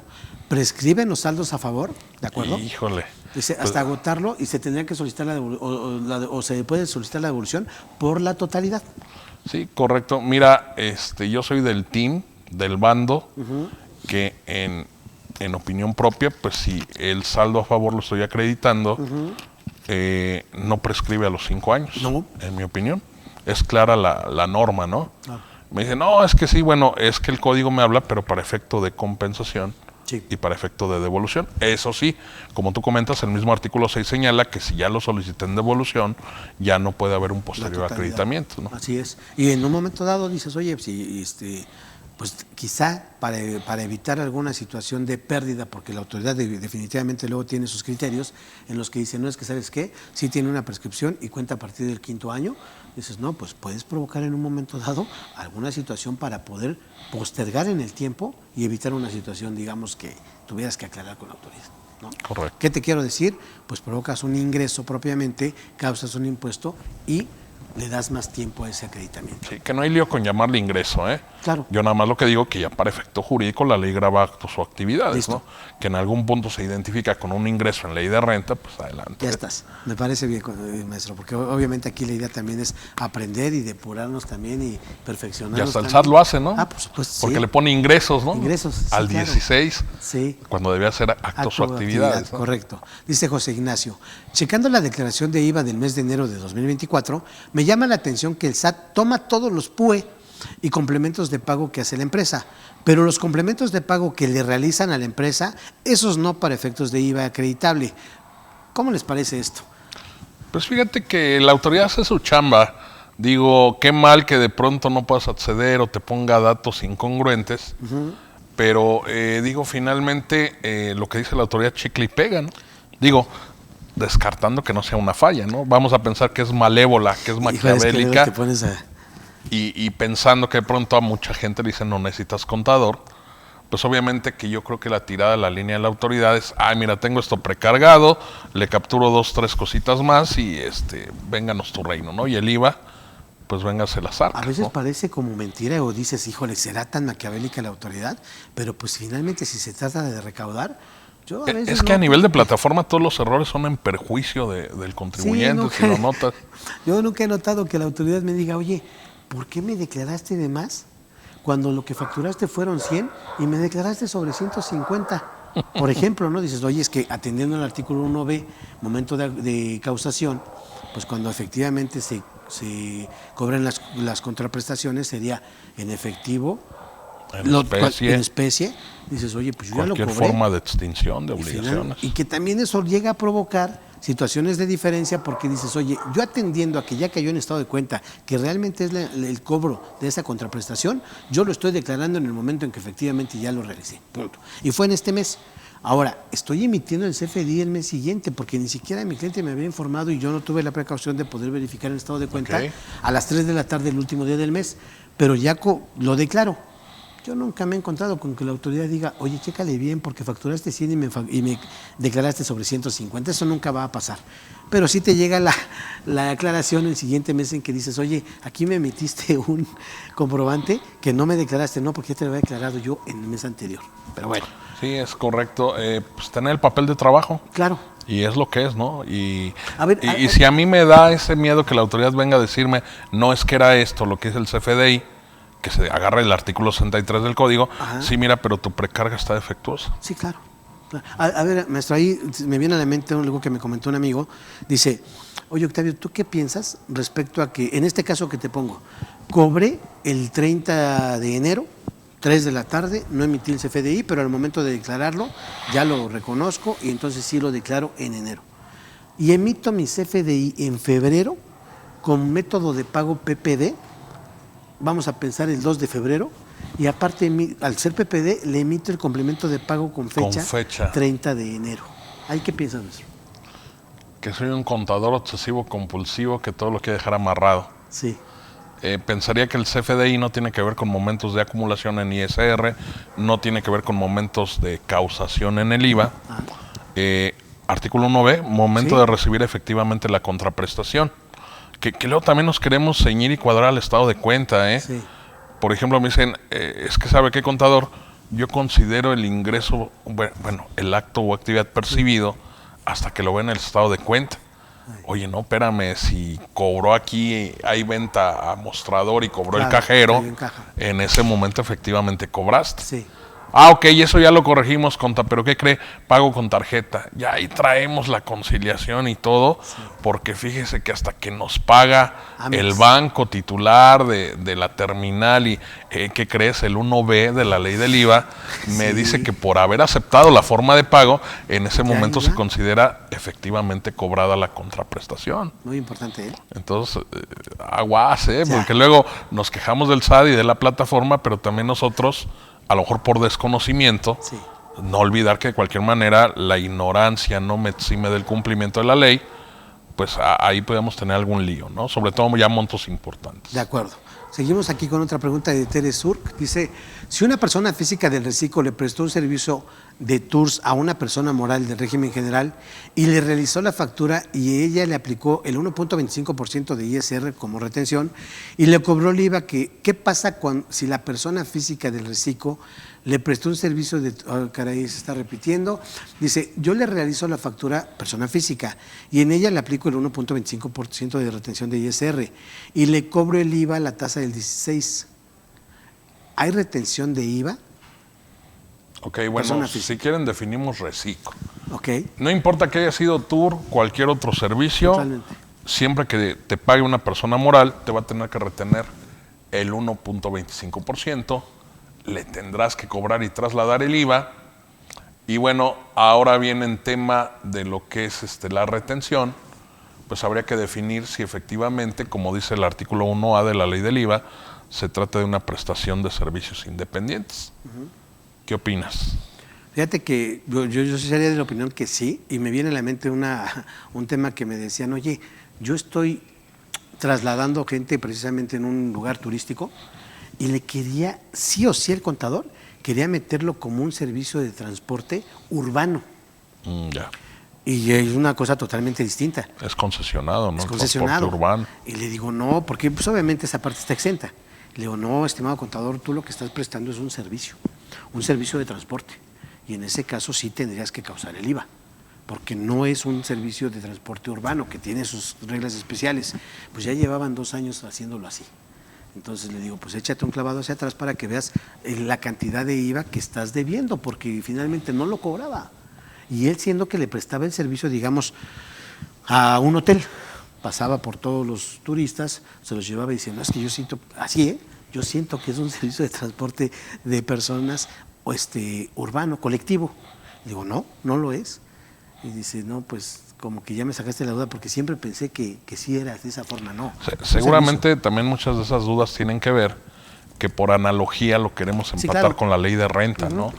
Cuando aquí el propio artículo 14 me señala que se considera prestación de servicios servicio de independientes. transporte. Y aquí la única situación me dice cuando es persona física, artículo 1A, pues hay que retener, ¿no? Correcto.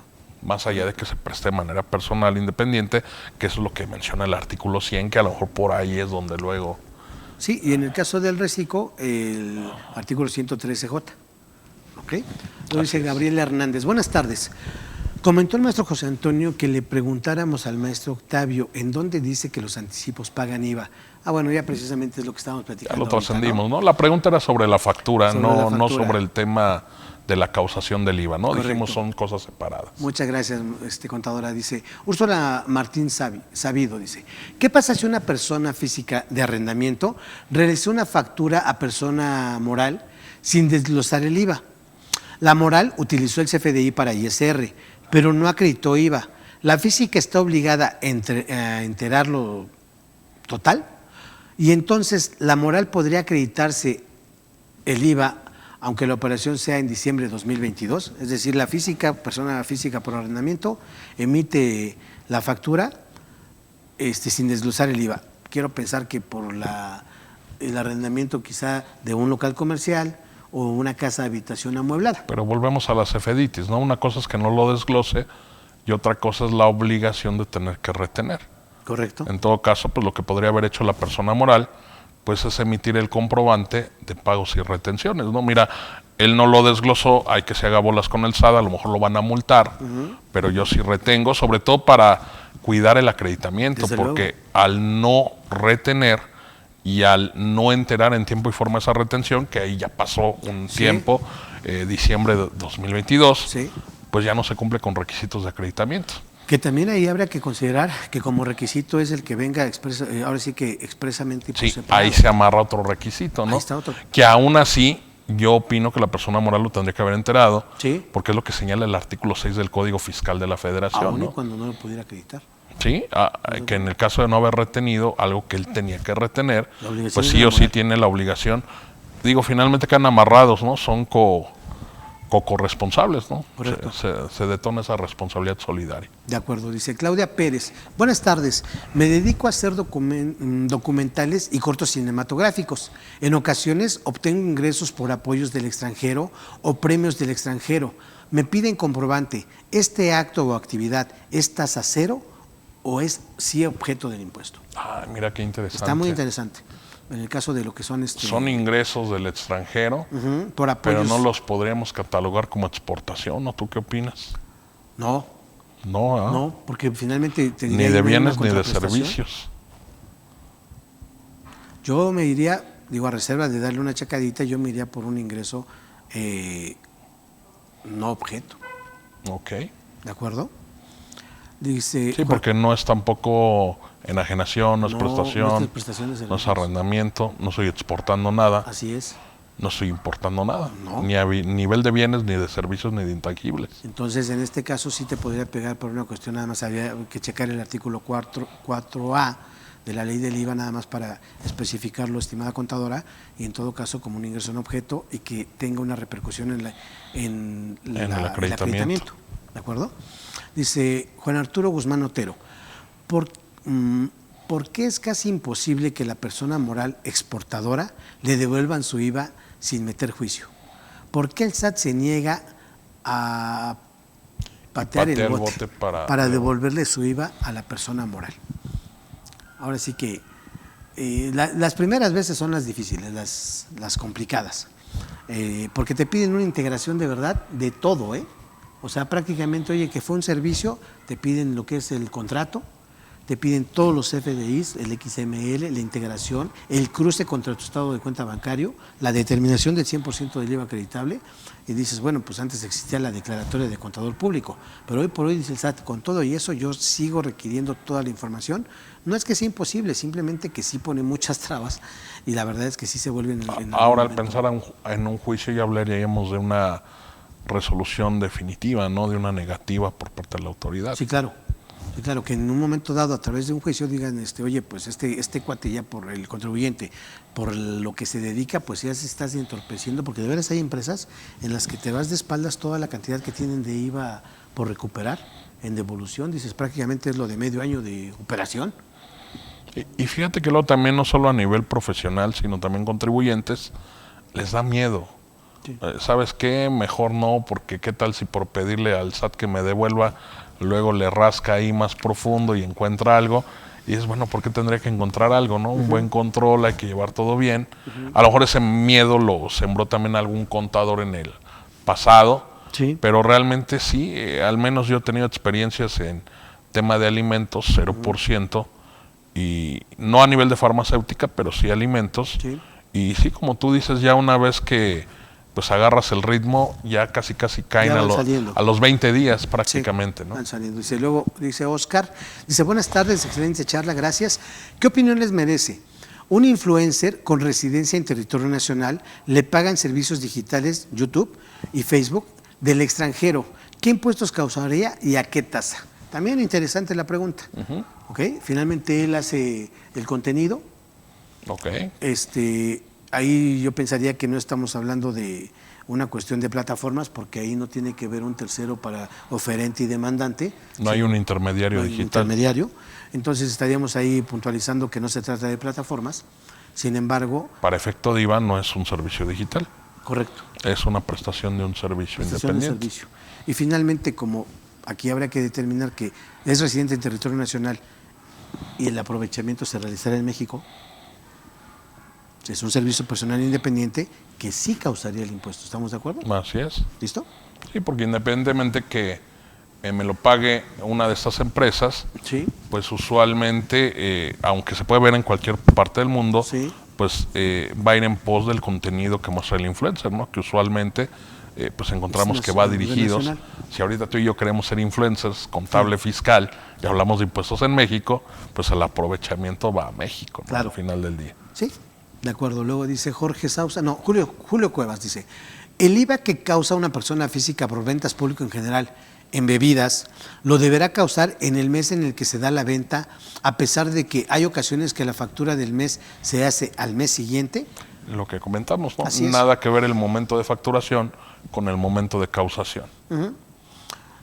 Ahora, antes de seguir con las preguntas, mi estimado, diríamos, a ver, aterrizando todo lo que está pasando, y por eso decíamos, decidimos primero dar todos los antecedentes de lo que sería la causación, el acreditamiento, los diferentes tipos de tasa, definición también de lo que serían las diferentes actos o actividades que graba la ley. Dices, oye, ¿qué? Ya con todo este antecedente y las preguntas que nos han hecho a favor de compartir nuestros amigos, dices, oye, yo hoy observo varias situaciones en la parte de lo que es esa información precargada. Hablando de los ingresos, ahorita, créanme, se ha venido actualizando, porque de entrada te diría, la semana pasada te subía únicamente los comprobantes que eran PUE. No te consideraba los complementos de pago. Incluso la fecha de corte decía 1 de febrero. Así es. A varios contribuyentes. Así es. Entonces dices, oye, ¿y qué pasa si yo tengo, aquí es un llamado a la autoridad para decir, oye, también evalúa los tiempos y que la plataforma pueda responder a lo que esté establecido, ya sea en ley, en reglamento o resolución miscelánea? ¿Por qué? Dices, oye, a mí la resolución me establece que para poder emitir un complemento de pago yo tengo 5 días del mes siguiente posterior. Entonces, si estás haciendo la fecha de corte con fecha 1 de febrero, date cuenta que todavía yo tengo un plazo vigente para poder emitir esos complementos. Entonces, si me vas a precargar cosas, precárgalas bien. Considera esos plazos. Y también al contador, que luego el día 3 Sí. ya anda diciendo vamos a darle esos impuestos, ¿no? Sí, claro, dices, a ver, aguántate tantito, no te estreses. En ese caso, te decía, la semana pasada solamente emitía, consideraba como ingresos los emitidos como PUE. Perdías más tiempo, porque ahí no es invertirlo, perdías más tiempo el auxiliar queriendo cuadrar la cantidad que la autoridad ya tenía precargada. No, Y te pues digo, sepa qué hizo la autoridad, tú pon lo dices, oye, correcto, ¿no? sí, claro. ¿Por qué? Porque si dices, oye, si tienes 80 comprobantes, a lo mejor puedes hacer el cuadre sin problema. Pero ¿y si tienes miles? ¿Cómo lo vas a cuadrar? Si tú en un momento dado ya tienes definido y tienes determinado cuál el momento de acumulación, la causación, hablando de IVA, pues tú declaras sobre de eso. Porque llegar a la cantidad de la autoridad te vas a invertir todavía más tiempo. ¿De acuerdo? Es en el lado de los ingresos, que también, como decías, oye, ya me está aplicando una cantidad que yo debo de detallar.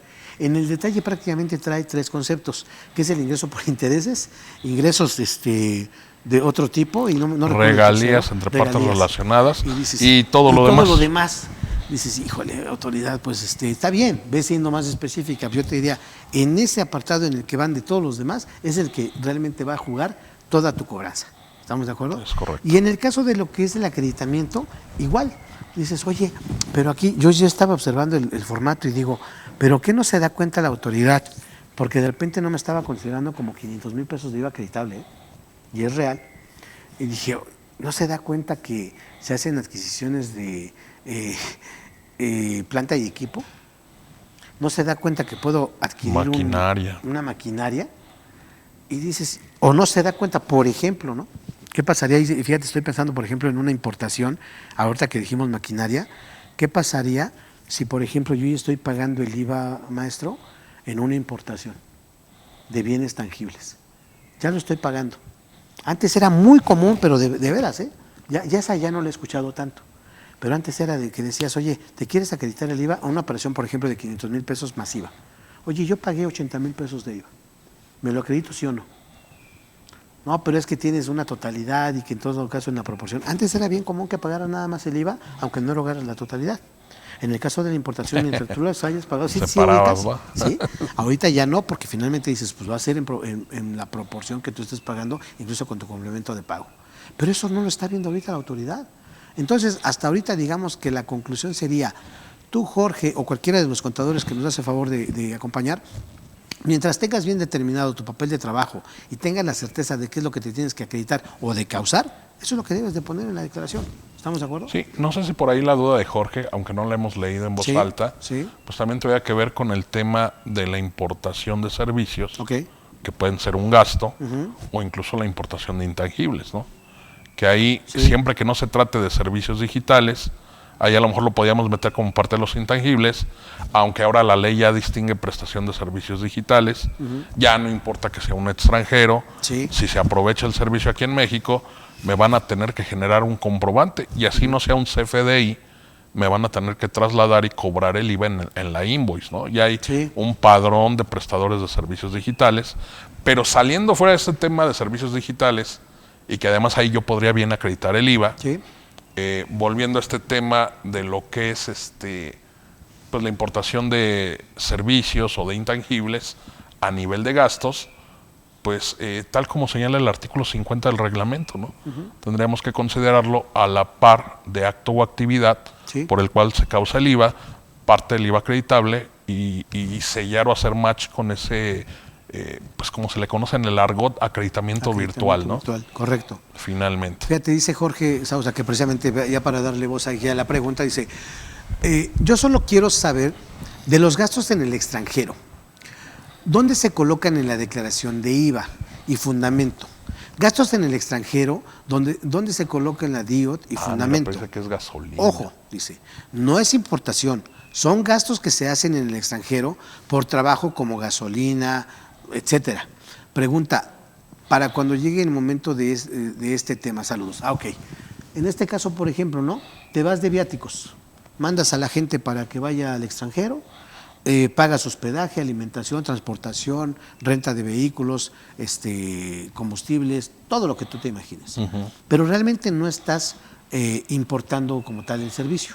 Lo erogaste allá, en el extranjero. Y además, digo, hablando de lo que es el CFDI, ¿no? Dices, oye, y además, al no ser una importación, no vas a tener un pedimento, no vas a tener nada, y te dan un comprobante totalmente, los que llamaríamos nosotros aquí un comprobante simplificado, que si no le sacas una copia, a los 2 meses se va a borrar, ¿no? Porque en el extranjero no tienen tantas restricciones, desconfianzas o medidas de desconfianza como lo tenemos aquí en, bueno, te diré Latinoamérica, con la inclusión del CFDI. Es la idiosincrasia. ¿Dónde vas a poner, dice Jorge, dónde pones para efectos de DIOT ese IVA que pagas en el extranjero? Y en un momento dado, ¿cómo vas a hacer la deducibilidad de ese tipo de gastos? ¿Y qué requisitos incluiría yo? Debe de tener ese comprobante, ¿no? Ya no, yo diría ya no tanto hablando de IVA, porque al no ser importación no lo estás pagando, ¿estamos de acuerdo? Bueno, habrá que cuidar la invoice, ¿no? Que ahí, así es. hay una regla, me parece que es la 27114, 14 es esa, correcto. que te dice específicamente esa invoice, aunque no esté timbrada y no sea Así CFDI, pues que por lo menos tenga tu RFC, que incluya el ID fiscal del proveedor del servicio o del gasto en el extranjero. La descripción. Y dice que cuando así se requiera, híjole, ahí también hay tema, ¿no? Pero el timbrado del CFDI de pagos y retenciones, ¿no? Que hay un team, no un bando, que dice que es únicamente cuando hay que retener, y hay otros que sabes que únicamente por haber efectuado el pago, ¿no? Pero sí incluso lo nombra, hace mención esta misma reglita, ¿no? Entonces, pues sí, sería documentalmente con la factura, con la invoice, así es, cumpliendo esos requisitos, y únicamente con eso. Para efecto de IVA, pues no objeto, no sé. Correcto. ¿Cómo ves? Correcto, totalmente. Luego dice, Daniel dice, un gusto escucharlos. Una pregunta, con la nueva plataforma para presentar pagos provisionales de IVA, ¿no me amarra lo que tengo en CFDI del método de pago PUE o PPD con lo que trae el sistema precargado? Ya lo chequé con la factura emitida y recibidas, pero no me da lo mismo que yo tengo. ¿Cuál es su recomendación? Ya lo habías comentado. No perder el objetivo, ¿no? Voy a declarar el impuesto causado, no voy a jugar al rompecabezas o a la adivinanza con la precarga de la autoridad. Correcto. Siguiente pregunta, por favor. Ya Aún así no está de más ponernos duchos con la emisión del comprobante. Yo pienso que en algún momento, ya que se perfeccione la plataforma, la idea es que ya no se puede editar esa información. No sé, a un mediano o un largo plazo. Pues yo esperaría que fuera al menos a largo. O al menos ya estando funcional totalmente la plataforma, ¿no? Que no me arroje otros datos. Pero fíjate que se me hace complicado, maestro, porque, digo, no es que uno no quiera una automatización incluso que nos facilite a nosotros el trabajo, la verdad, no es eso, sino que hay muchos asegúnes dependiendo de los contribuyentes. Se me viene a la mente, por ejemplo, y eso ya no es una cuestión propiamente de legal, de establecido en ley, quiero decir, sino más bien en una cuestión más operativa. Un cliente que seguramente tú puedes tener varios de esos en los que dicen, oye, ¿por qué emites los FDIs con método de pago PUE? Si tú sabes de antemano que no los vas a cobrar, existe una regla también que me permite emitirlos y si no lo cobro en el mes, como facilidad, lo pueda cancelar y emitir el siguiente mes. Dicen, no, ¿qué crees? Es que no lo hago por eso, en atención a la regla no lo hago. Lo hago en atención a que mi cliente, si no le facturo de esa manera, no me paga. Aún a sabiendas de que no me va a pagar en el mes de la emisión, Y dices, oye, ¿y ahí qué haces? Obvio, le preparas un comunicado y le dices, oye, este es el efecto que tiene. Y como no me lo vas a pagar porque tenemos una política de cobro de 30, 60, 90 días y contigo aplica la de 60, yo tengo que emitirlo como un método de pago PPD. Pero el cliente agarra, rompe tu hojita, tu comunicado y dice, yo lo ocupo con PUE, porque además soy dependencia gubernamental. Con sector gobierno, ¿no? Aparte. Y entonces dices, ¿ahí qué haces?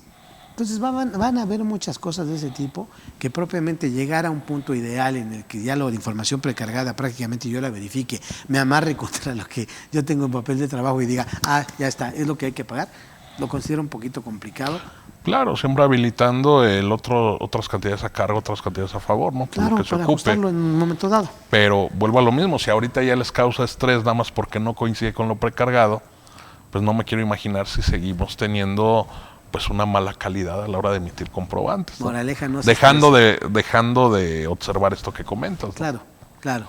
Lo dice Andrés Acosta. ¿Qué debo hacer si lo que está precargado en la plataforma no checa con las facturas que tengo recibidas? Es lo que más les estresa. Terminé haciéndolo conforme el estado de cuenta. ¿Es correcto? Fíjate, no checa contra las facturas recibidas. Mira, pues si tu estado de cuenta bancario es coincidente con los momentos de causación pero y acreditamiento. Pero si estás pagando una parcialidad, digamos, de un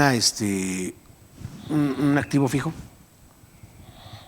dices, oye, pensando, en el que no necesariamente pasó por una cuestión bancarizada, lo pagaste por compensación, por ejemplo, o estás acreditado una compensación de un saldo a favor que tenías, ¿no? Como tema de acreditamiento, por ejemplo, y dices, oye, pues no necesariamente, digo, si nada más tus operaciones fueron así. Sí, por eso le decía, si el estado de cuenta es coincidente con los momentos de causación, pero eso de que se arregla que lo que entró y lo que ya dijimos que no, tiene que ser conforme al artículo 1B de la ley del IVA, tema de causación, cobro efectivo de la contraprestación, y conforme al 4 y al 5, tema de acreditamiento. Correcto. Correcto. Luego dice, María Espejo dice, ¿qué pasa si no entrego CFDI por arrendamiento de casa a habitación? ¿Deducible el % autorizado sin comprobante? Es decir, no emite los CFDIs. Que ahí también es un tema, María, porque ya tiene ahorita 2 años, desde 2020 prácticamente, un poquito más, que para efectos de lo que tú tienes en una cuestión de juicio, en una situación ahí de arrendamiento, es necesario que el arrendador demuestre en el juicio la emisión de esos CFDIs. Para cualquier controversia, ¿no? Para Entre cualquier controversia. arrendatario. Ya no vayas en el tema de lo que es ya la arrendador, parte ¿no? fiscal, sino que dices tema de cuestión de controversias, tienes que mostrar el CFDI.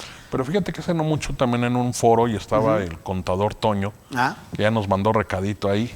Ok.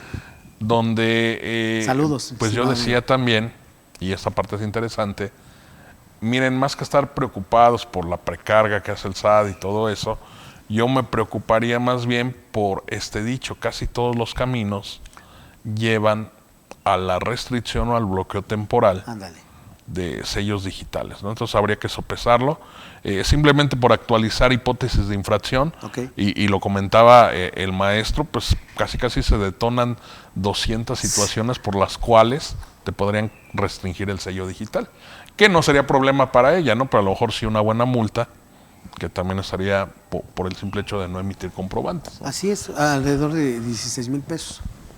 Sí. Ahora dice Jesús Morales, ya prácticamente yo creo que con esto ya terminamos. Dice, en el caso de una persona, actividad empresarial, que hace un trabajo en Costa Rica para ordenar documentación, la pregunta es, ¿llevaría IVA o no llevaría por ser exportación de servicios? Gracias. Es decir, quiero entender que se traslada como tal a realizar la labor a Costa Rica, pero quiero pensar que esta persona es residente en territorio nacional. Quiero pensar que actividad empresarial se refiere al régimen, no tanto a la actividad. Correcto. Entiendo que es una prestación de servicios independientes. Sí. Y todo va a estar en pos de donde se aproveche el servicio. Así es. En este caso pensemos que fuera en Costa Rica. No causa. ¿Y se consideraría como, no sé, de una exportación? O sea, una causación al 0%. Porque esta persona finalmente es residente en territorio nacional. Entiendo. Sí, encuadra, ¿no? Prestación de servicios independientes. Sí causaría, estimado Jesús. Pero al 0%. Al 0%. ¿De acuerdo? A ver, Inge, una más, porfa. Y ya porque sí fueron un chorro, ¿eh? Enrique Sánchez, buena tarde. En el caso de arrendamiento, si opto por deducción ciega en el ISR, en IVA, ¿sí podría acreditar el IVA de las facturas pagadas que reúnen todos los requisitos? De antemano, gracias, felicidades por la charla. Muchas gracias, Enrique. En mi opinión, sí.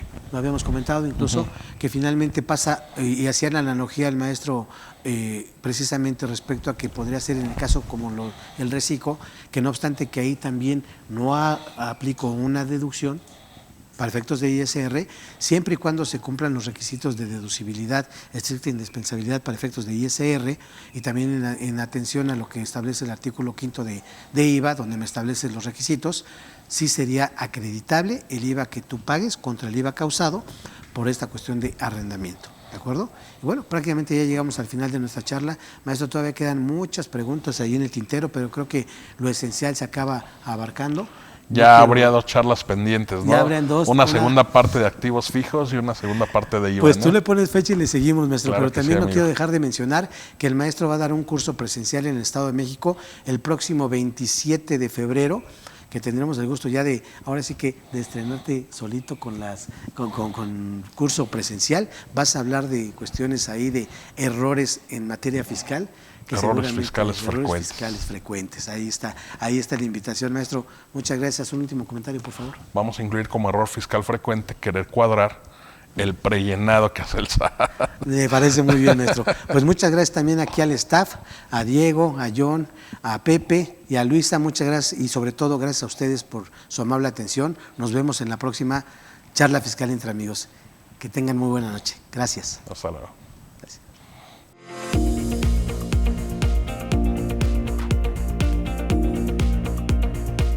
CADEFI agradece su preferencia. Los esperamos en nuestro próximo evento. Hasta pronto.